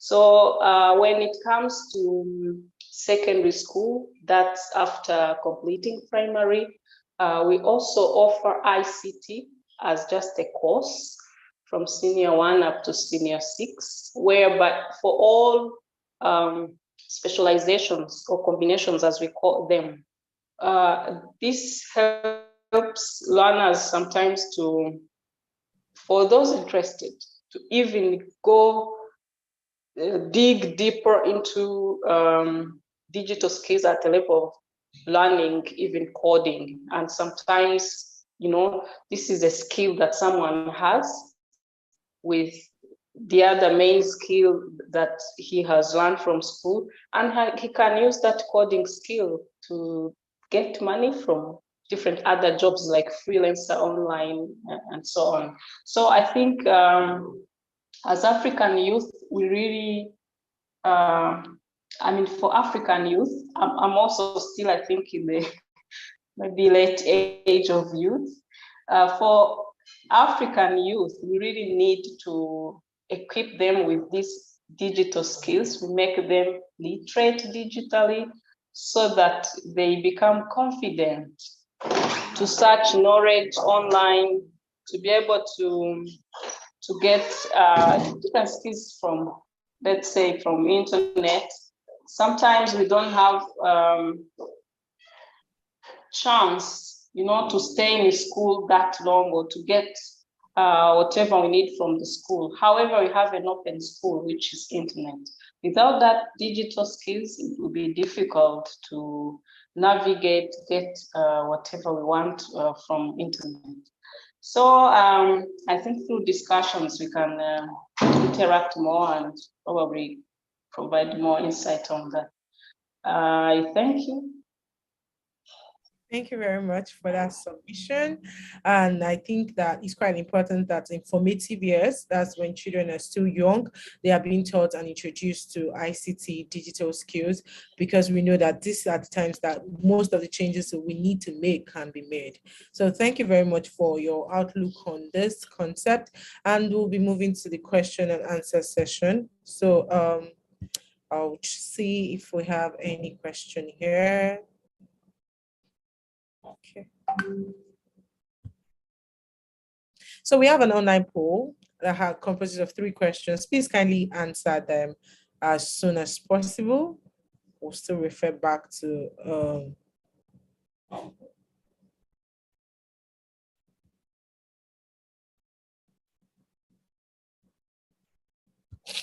I think for the question in French, ICT skills shall be taught at early age in primary and secondary.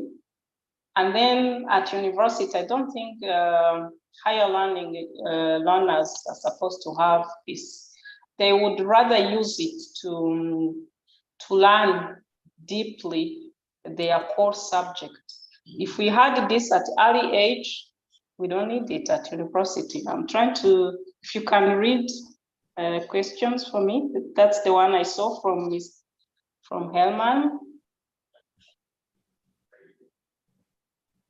Okay, so I think we have a question that says that, do you think that computer science should be taught as a course on its own, or can it be adapted into the school or university subject? So is it that what I'm trying to sense from this question is the person wants to know why if computer science should just be a course that, those who want to learn it should go into the course, or should it be adapted as one of the subjects that maybe a doctor could even take as part of the courses that the doctor would have to offer, so that if that can help to promote digital skills. I think that's the question the person is asking.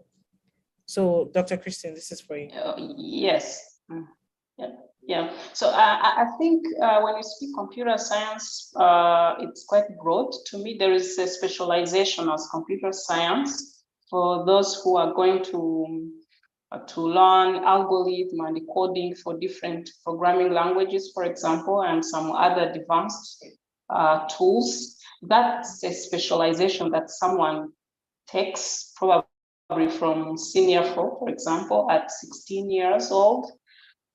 There is also what we call ICT course, so ICT skills course, and this is more a generic course to everyone, but it's provided to all field, and it provides digital skills that can help everyone, to cope up with any basic tools, ICT tools. So I think we have to differentiate both, and someone who is going to specialize in computer science basically is supposed to have this ICT course in early age. For example, in Rwanda, it's a compulsory course, ICT course that learners have until senior 3.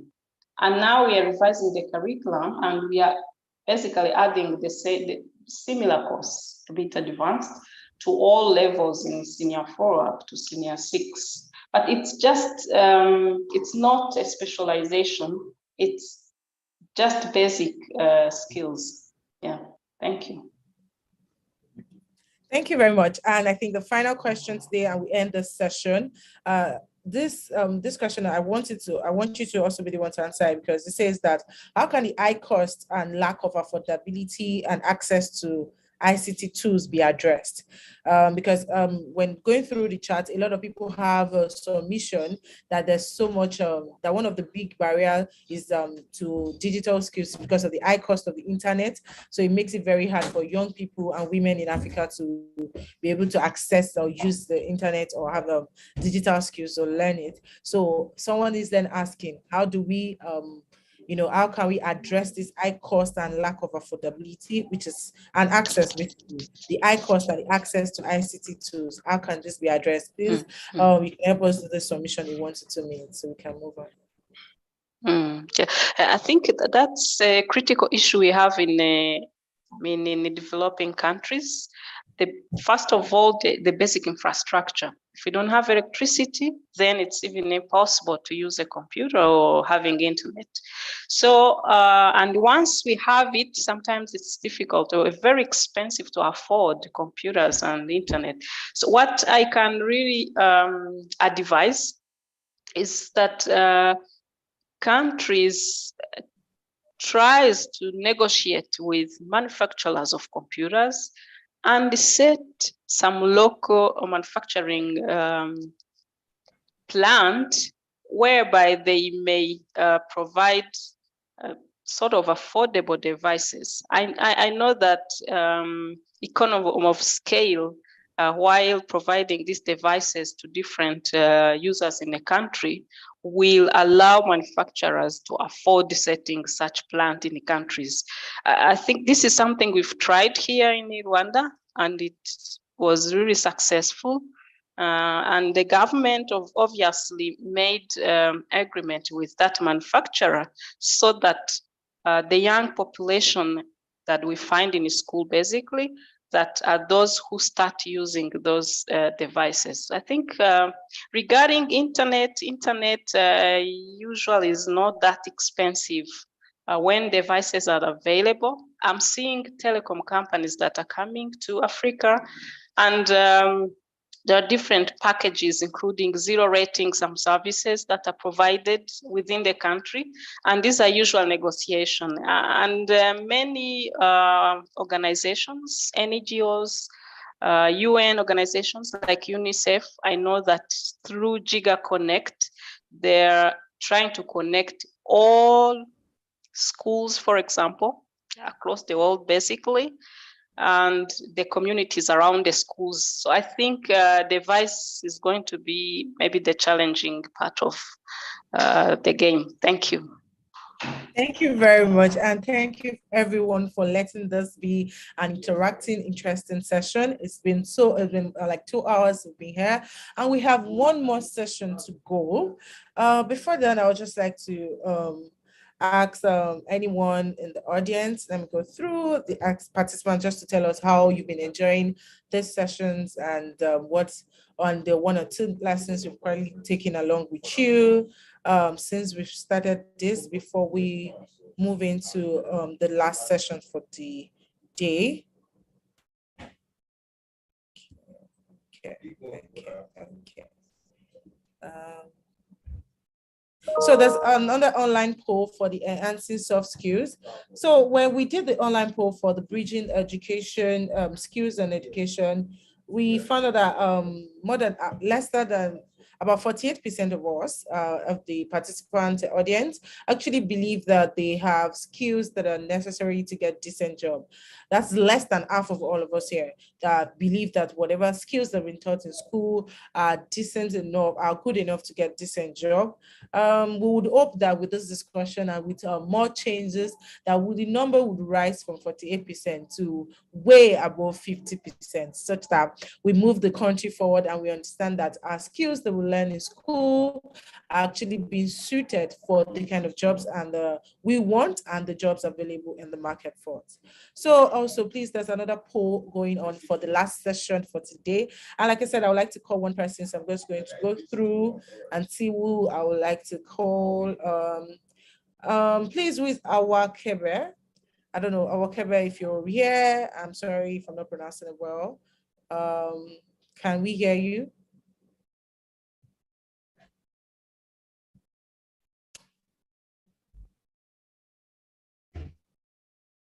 Okay, no comment from this side. So let me go again and see if there's just one more person just before we start the third session, which is the final session for today. Bevelyn, anyone? Bevelyn, are you here? Are you interested in speaking with us? I think this is my last tryout. If nobody's coming up, I'm just gonna go straight to the last session. Hello, Beverly. Okay, so somebody's hands up. Oh, so it's like, so what's this? I'm unable to. Okay, Ayomedia Akintobi, are you here? Ayomedia Akintobi. No answer. Okay, last trial, last one.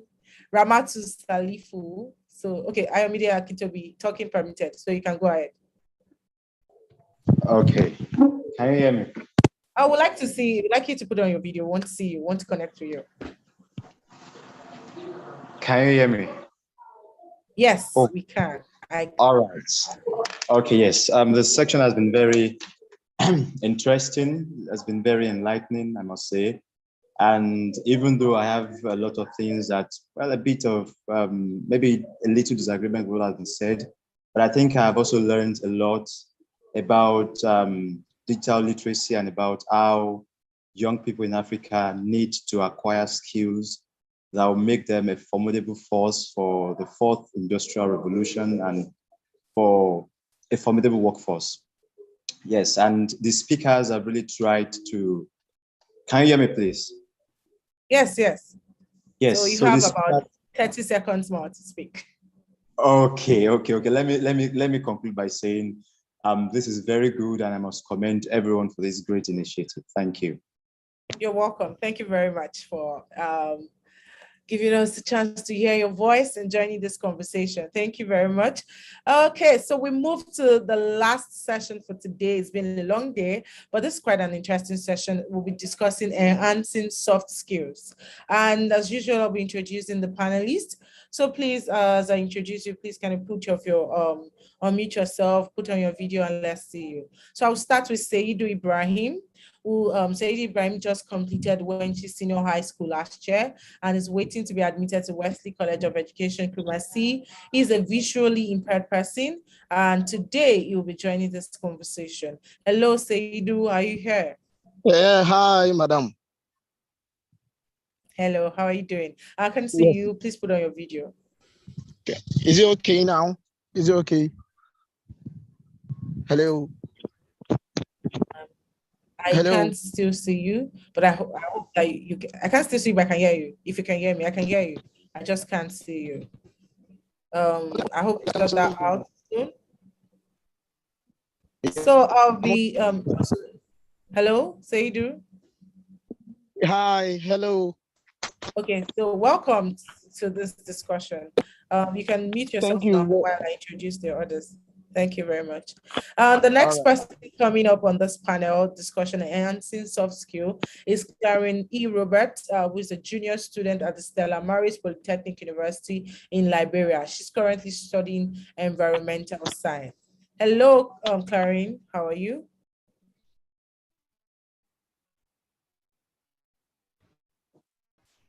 Hello, Karen. Okay. Welcome. Can you hear me? Hello, welcome. Thanks for gracing us with your presence today. Yes, the next person I'll also be calling to this panel is Haruna Mahama.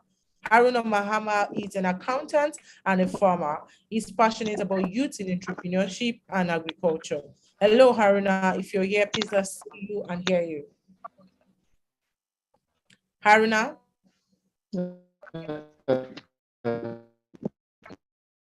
Hello, Madam Salam. Hello, how are you doing? Can you hear me? Yes, I can I'm fine, hear thank you. you, sir. Yeah. Okay, thank you. Thanks for joining I can us. hear you very well. And last but not the least person that's joining us today on this panel discussion talking about enhancing soft skills, Mabai Tabe Edrig. I'm sorry if I didn't pronounce it well. He's a young Chandian of 21 years. He has a degree in English literature and he's a former participant of Pan-African Youth Leadership Program and is also the representative of Youth of Chad at the Ninth World Water Forum in Senegal. He's passionate about education, community involvement, nature, environment, and politics. And so today would also be discussing with him concerning enhancing soft skills, one of the things about skills and education for the future. Hello, Mabetabe, how are you here?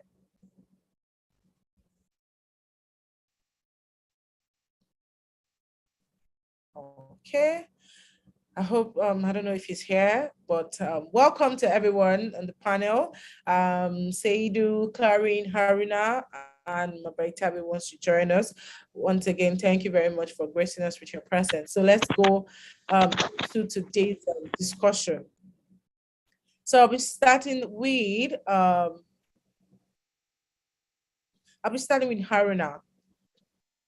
Haruna, can you hear me?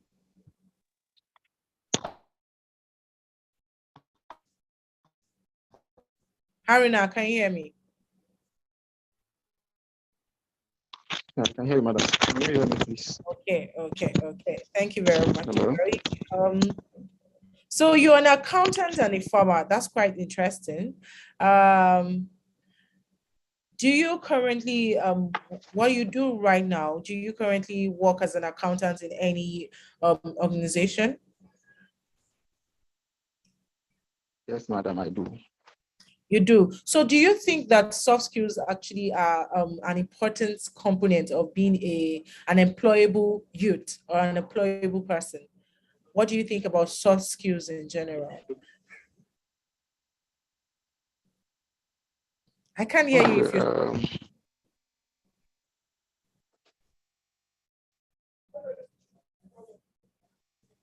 Hello?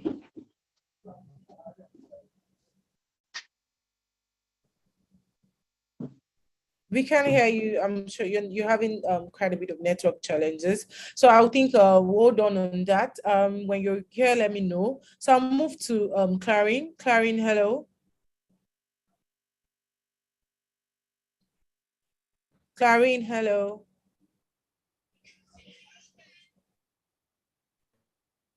Okay, Clarine is also not here for having a bit of network challenges. Okay, Seidu, are you here with me?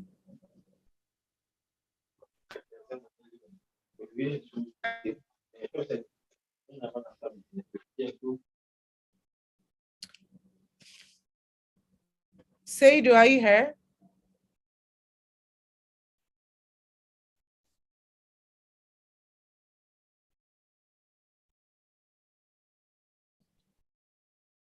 Please let me know if you're here. Seidu, are you here? Clarine, are you here? Haruna, can you hear me?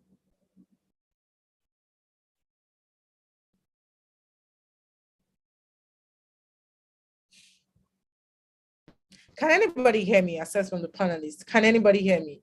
So I want to know. Yeah. We hear you, audible. Kalama. Okay, thank you very much. So I think my panelists are having issues connecting to this session, and we are way behind time. So I'd like to confirm if Mr.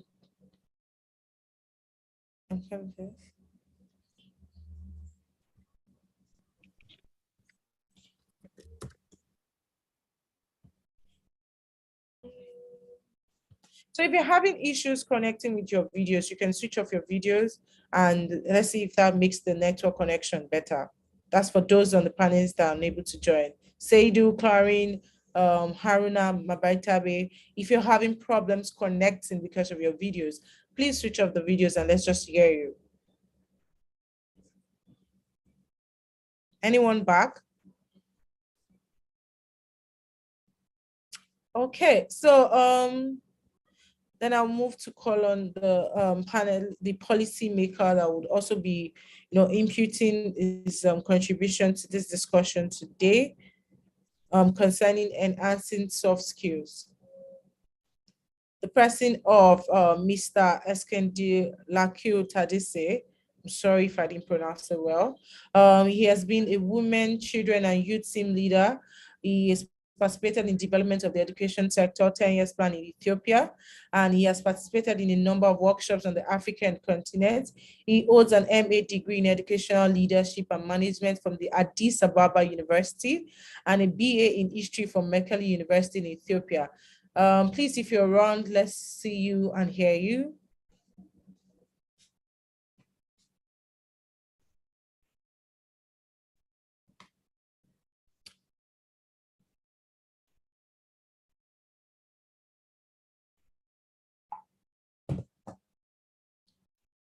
Okay, so not sure a lot of people for this session are unable to connect, and we do not have all today. So I'll just pick up questions concerning soft skills and just randomly ask any member of the audience to contribute to what we have now. So I'm going to open floor for questions from the audience. So if you want to ask any questions, please signify. Let me know. Aruna, I see that you're back. Yeah, I'm back, madam. Okay, welcome. So Aruna, I asked the question that as an accountant and as a farmer, how do you what is the importance of soft skills? Do you think soft skills actually matter to make anyone an employable youth? Do you think it's important for that? Okay, all right. Thank you very much, madam. When we talk of soft skills,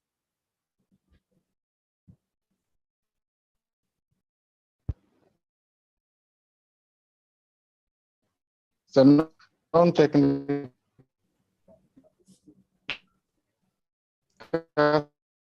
skills that define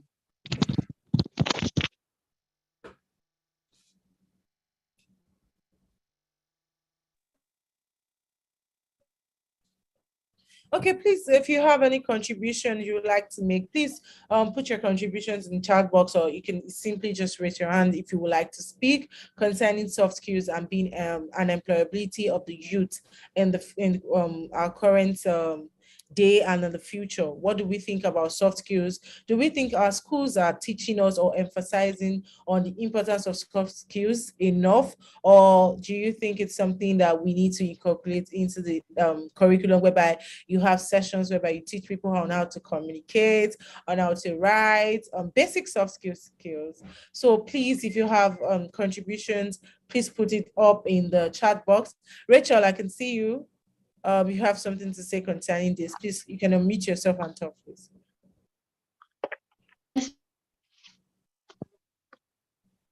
So the soft skills, they are the personal attributes that enable someone to interact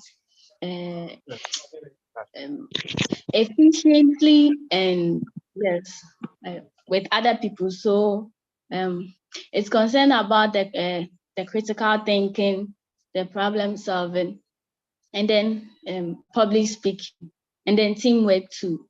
And so the importance of the soft skills, or enhancing soft skills. So some is like how should I you always have to be active online and also ask for feedback, and also prioritize which skills to develop, and then also the self-reflect, and then improve the writing skills. Yeah, so I think that's my take on that. Okay, thank you very much, Rachel. Rachel made some point about, soft skills, the spectrum of soft skills that we have. And then also she said it's good to, you can determine the soft skill you would love to, develop, while others that you might not necessarily need. But one of the things about soft skills is that it helps you to function as an individual and also as a team, because soft skills enables you to communicate your ideas very well, such that the other person listening can understand. Soft skill listening is also a soft skill, because most times when people talk, a lot of us do not have the ability to listen and listen well. So yes, soft skills are quite important. But what we want to know today is that we have accepted that they're important, but do we think that they are being taught, or the importance are being emphasized enough in schools? And if not, what do you think that how do you think we should go about this, incorporating soft skills into the curriculum? Clarine, I see that you're back. Can you hear me? And can you speak, please? Hello, Clarine. Hello. I see that you're still having issues with your network, so I'll move to Fanta. Fanta, you have something to say, please. Can you just say it in 1 to 2 minutes? Thank you.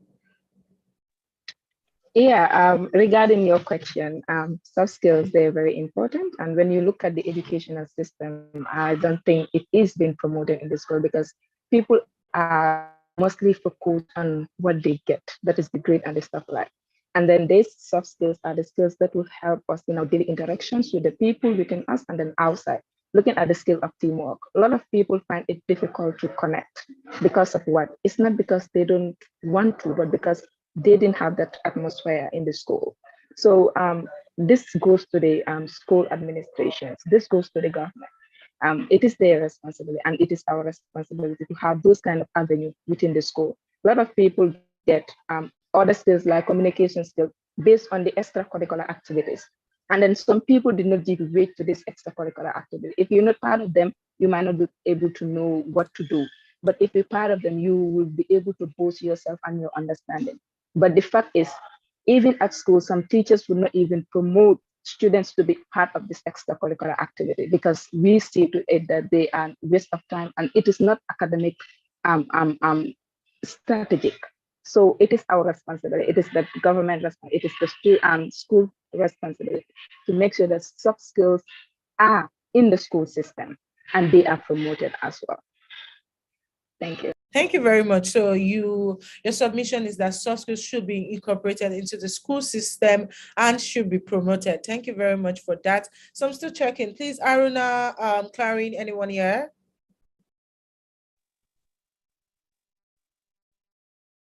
So I'll also go through the comments that we have. Hello, Haruna, are you back? Hello. Yes, hello.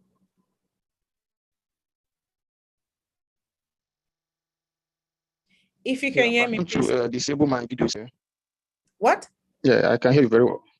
Okay, so yes, we were discussing about soft skills before you left, and even though we've moved from talking about the importance of soft skills, we want to know what you think, if soft skills should be incorporated into the school curriculum, if they are well taught currently, and how do you think that should the incorporation of soft skills into school curriculum should happen? Okay. When we talk of soft skills, let me say aspect, taking place, and like it's a daily activity.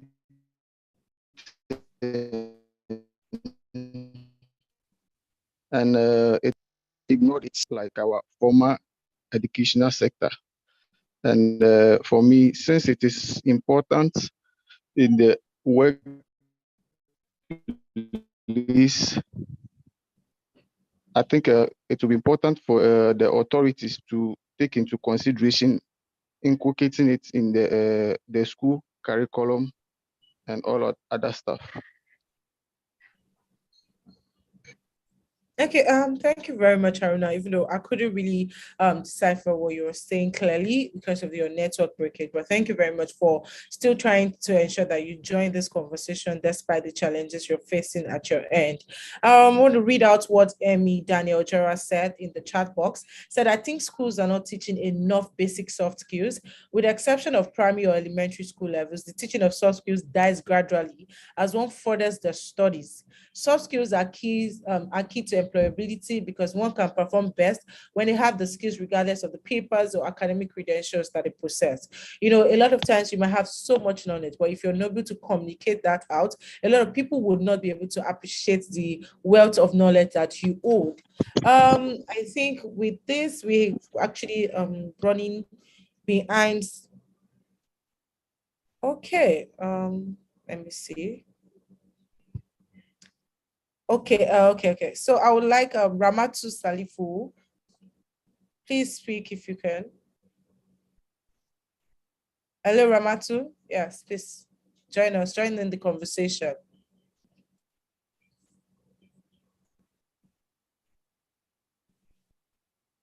If Ramatu is not ready, okay, Ramatu, hello.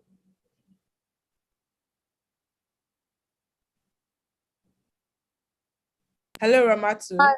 Yeah, good afternoon. Hello, how are you doing? I'm doing well. I'm Ramatu Salifu, a teacher from Ghana and visually impaired. It's so exciting being a part of this family. All right, so diving into the discussion on board soft skills, I think as a teacher, I think that soft skills are very, very imperative in all spheres of life. When we talk about soft skills, we see that we go with soft skills wherever we find ourselves. But I think much is not being done when we come to soft skills. I think in our education sector, in our corporate bodies, or all over, we are not really paying much attention to soft skills, forgetting that without soft skills, we cannot really achieve or accomplish what we really have to do. Whatever we are able to come up with is as a result of what? Soft skills. So I think that as today we are doing here, we can from time to time have conversations on soft skills. The government, the stakeholders, individuals, women and children, everybody inclusive, so that everybody will have that wider knowledge on soft skills. So we cannot do it once. It's a gradual process. So maybe next time we have a dialogue here on soft skill, maybe communication skills, writing skills, public speech, so that gradually, we will get there. At least we get a few people who are good in some particular areas for them to spearhead this soft skills acquisition. Thank you. Thank you very much, Ramatu. I love where you came from. That's a very good submission. Okay, so I see a lot of hands. I will go to George Kwako. I'm sorry if I'm unable to pronounce it. I'm using this is Bezalel, though I'm using the same laptop with George. The soft skills is very key. So in the current, again, I speak as a coordinator for curriculum and instruction at the Ministry of Education. We have the soft skills as in the standard-based curriculum for the kindergarten and the basic 1 to basic 6. So also it is integrated in the common core curriculum for junior high schools. So when you go to it, you look at the strand, sub-strand, content standards, indicators, and the examples as in the curriculum for various subjects. You see it's properly streamlined. What is a bit of a challenge is how to teach it. So the teachers have to make frantic efforts. For instance, how to teach teamwork, how to teach communication. The teacher, in an attempt to teach them, should be able to make sure that the kids inculcate this into the kids, so that they will be able to imbibe it and it becomes part and parcel of them. It's the teaching aspect of it which is a bit difficult, but the teachers have been helped as to how to teach it as in the teacher resource pack.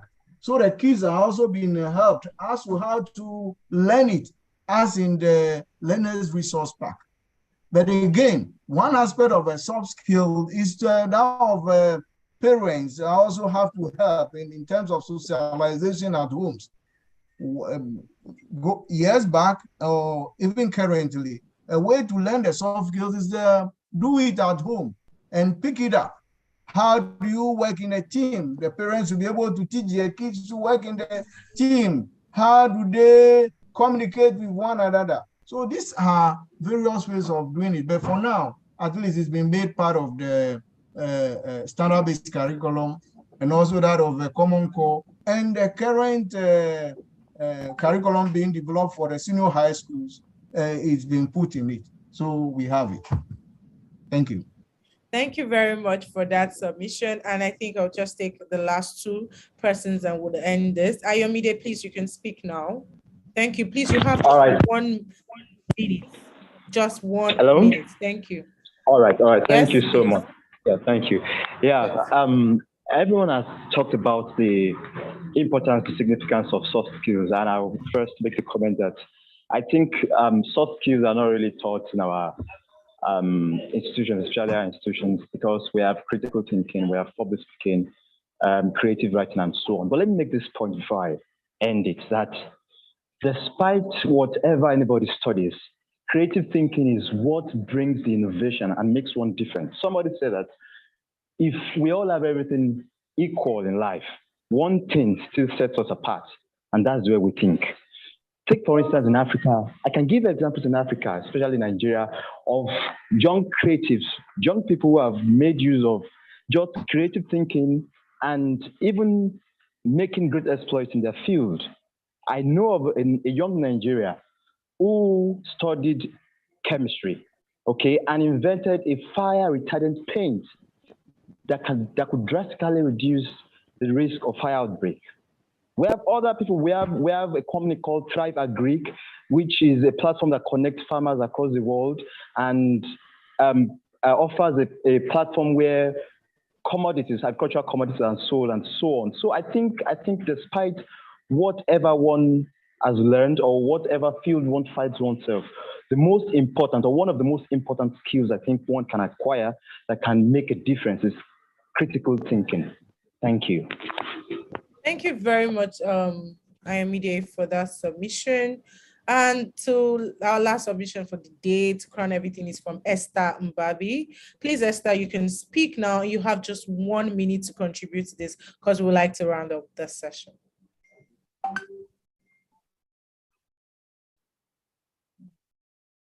Hello, Esther. Please, can you give her the permission to speak? Okay. Hello. Hello, welcome. I don't seem to have the permission to turn on my camera, so I will just go with the voice. Okay, no problem. My name is Esther Mbabi from Nigeria, and I would like to say that, yes, I agree with what Kintobi talked about, where he was talking about how, Ayomide rather, he was talking about how no matter what you study, you need to be building soft skills. So I finished from the Department of Statistics in the Sciences faculty, but I work as a broadcast journalist and as a creative writer and as a public speaker.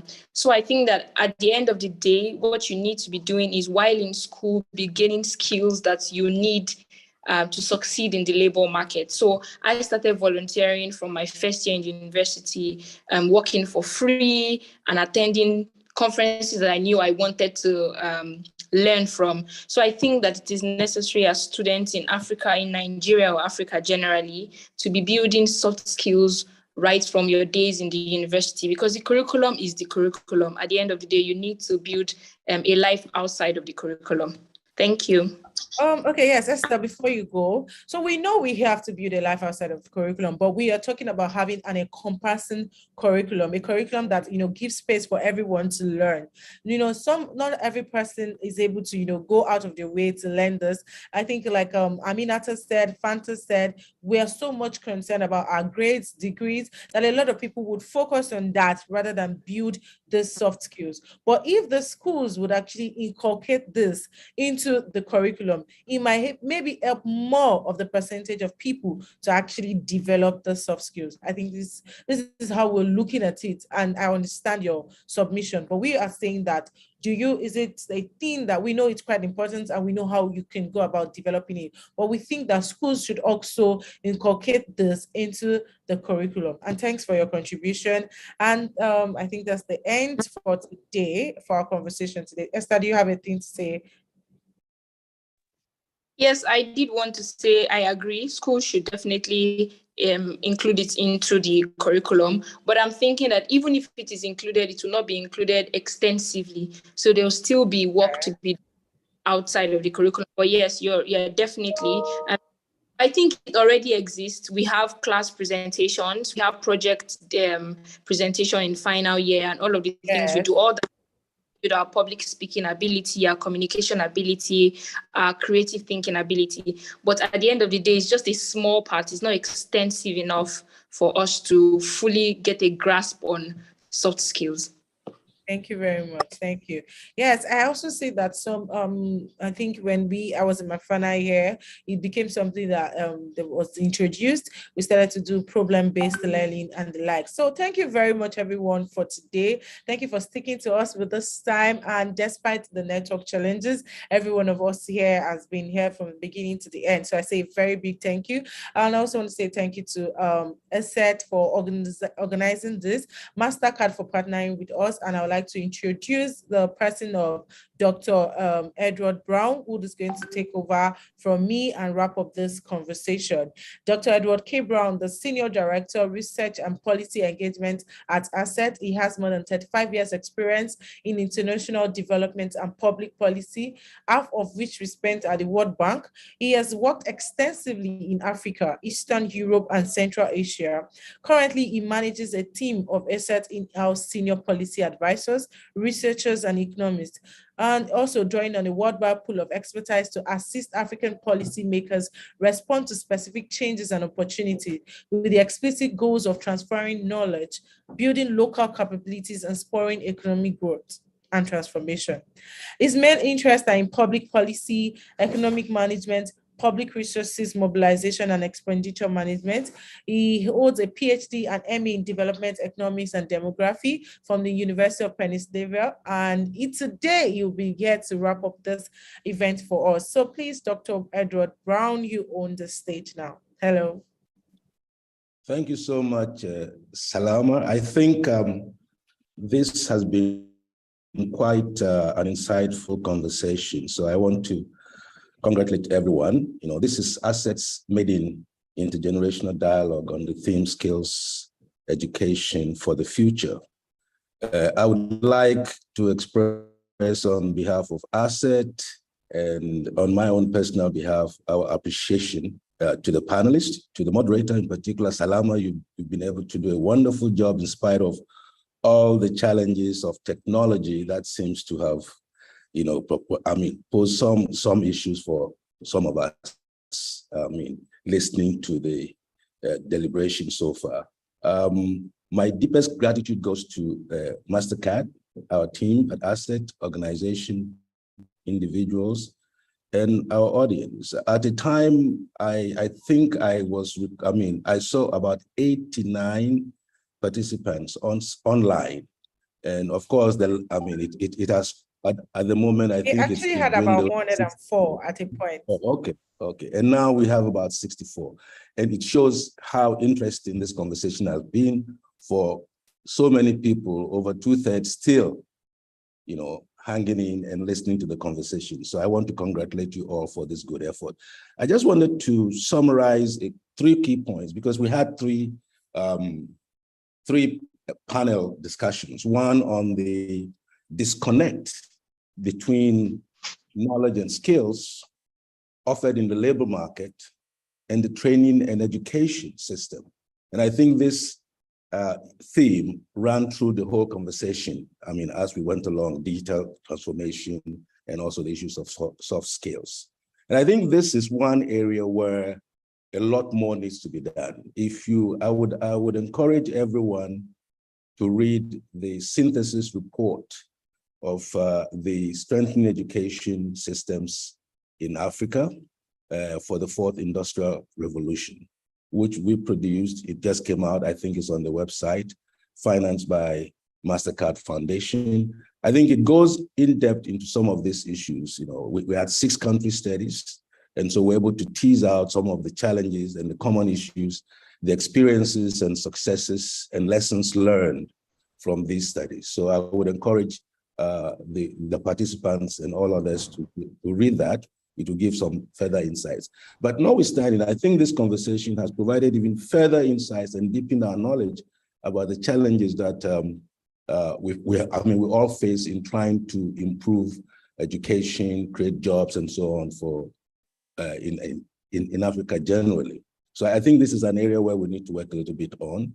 And here, public policy needs to inform it. And I hear from I think it was the head of ICT in Uganda that made a point about the importance of investments in this area and so on. The whole issue of digital transformation, I think that is so critical. It should be embedded in all systems and processes, because today Africa lags behind the world in terms of digital connectivity. And the whole issue of connectivity across Africa that goes beyond just national boundaries needs to be looked at. So there's a need for collaborative arrangement among countries to ensure digital connectivity is good. And we are eloquent testimony to that challenge now, because in this conversation, we had people from Nigeria, Gambia, Liberia, Ghana, and Senegal and all that. And we could see how the challenges of connectivity didn't allow us to effectively benefit more from the conversation than it would have been. So that underscores the importance of the infrastructure and the whole issue of beginning to see how you can connect rural areas. The COVID pandemic demonstrated and laid bare the challenges that we face in terms of the asymmetry between the rural and the urban areas, because the urban areas had electricity, the rural areas may not have, and therefore children in those areas would not benefit from digital connectivity. So it's a very critical thing to do. And I think the last point that was made, I mean, in the session, the third session on soft skill is extremely important. And in that regard, I just wanted to congratulate the team for having the discussion, for having provided some useful insights into how soft skills should be undertaken. More importantly is that it has to be integrated into the curriculum. Similarly, the whole issue of counseling, because I heard earlier on that, what is more important is interest. But interest comes because you have the knowledge about what exists out there, and then you can develop the interest in those areas that you want. But if you don't have the knowledge, how do you develop the interest? So it's very, very important that we integrate a certain number of skills into the education system, particularly secondary and technical and vocational training schools, in order to ensure that the workforce that is coming out are future ready. Beyond that also is the transition between school and work. And that whole space where a lot of students drop out needs to be carefully studied to integrate non-formal education into the formal system, to recognize some of the training that are provided in the informal sector. So I think these are very critical. And I believe that if we all continue to have this conversation and engage with leadership, and I think the policymakers are increasingly becoming more aligned to these challenges and therefore are reforming the policies and also trying to develop the implementation to ensure that you can begin to address the issues of employment and decent jobs in particular. So let me once again thank you all. It has been a very insightful, quite lively conversation, albeit challenged by the digital connectivity that we all face. But I think all recognize this challenge, and our governments are going to increasingly support those efforts to ensure that we can have a fair level playing field for everyone. So thanks again, and I want to congratulate everyone again. Bye-bye.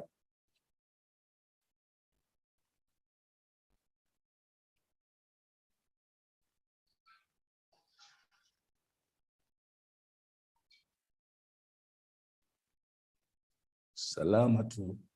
Can you hear me? I can hear you. Okay, so. Yes, I can hear you. Can you hear me? Yeah, I can hear you. I can hear you.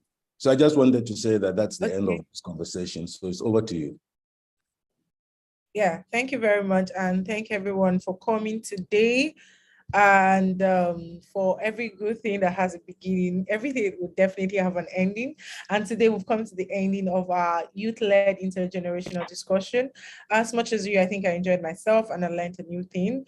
And I hope you learned more than one new thing. And there were a lot of things that we'll be taking home with us to help channel this course and help in transformation for Africa. So once again, thank you, everybody. And we draw the curtains here. Thank you.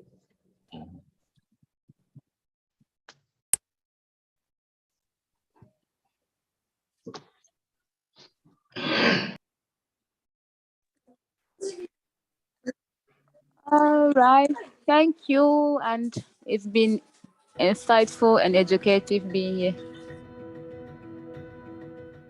Africa has made incredible gains, but it takes more than growth to sustain progress and ensure long-term development. It takes transformation. For Africa, transformation means strong growth that enables us to diversify our economies, compete globally with a broad export base, improve productivity and generate jobs for our growing population, and use technological advancements to enhance our effectiveness. Most importantly, it must secure the well-being of every single African.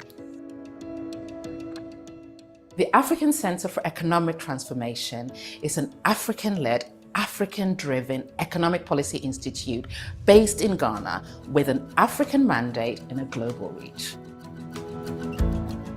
ACET focuses on the issues most critical to addressing Africa's transformation. Issues like jobs, education, and skills for young people, private sector development, regional integration beyond trade, innovation, climate, economic management, gender equality, and more.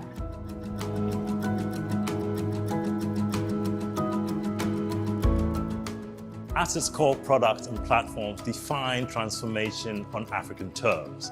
They analyze and inform, but they also bring our partners and stakeholders together to share ideas, learn from each other, and accelerate progress. We're a growing team of committed and experienced economic policy experts, researchers, and advocates working across Africa and around the world. We are ready to contribute to building the Africa we want.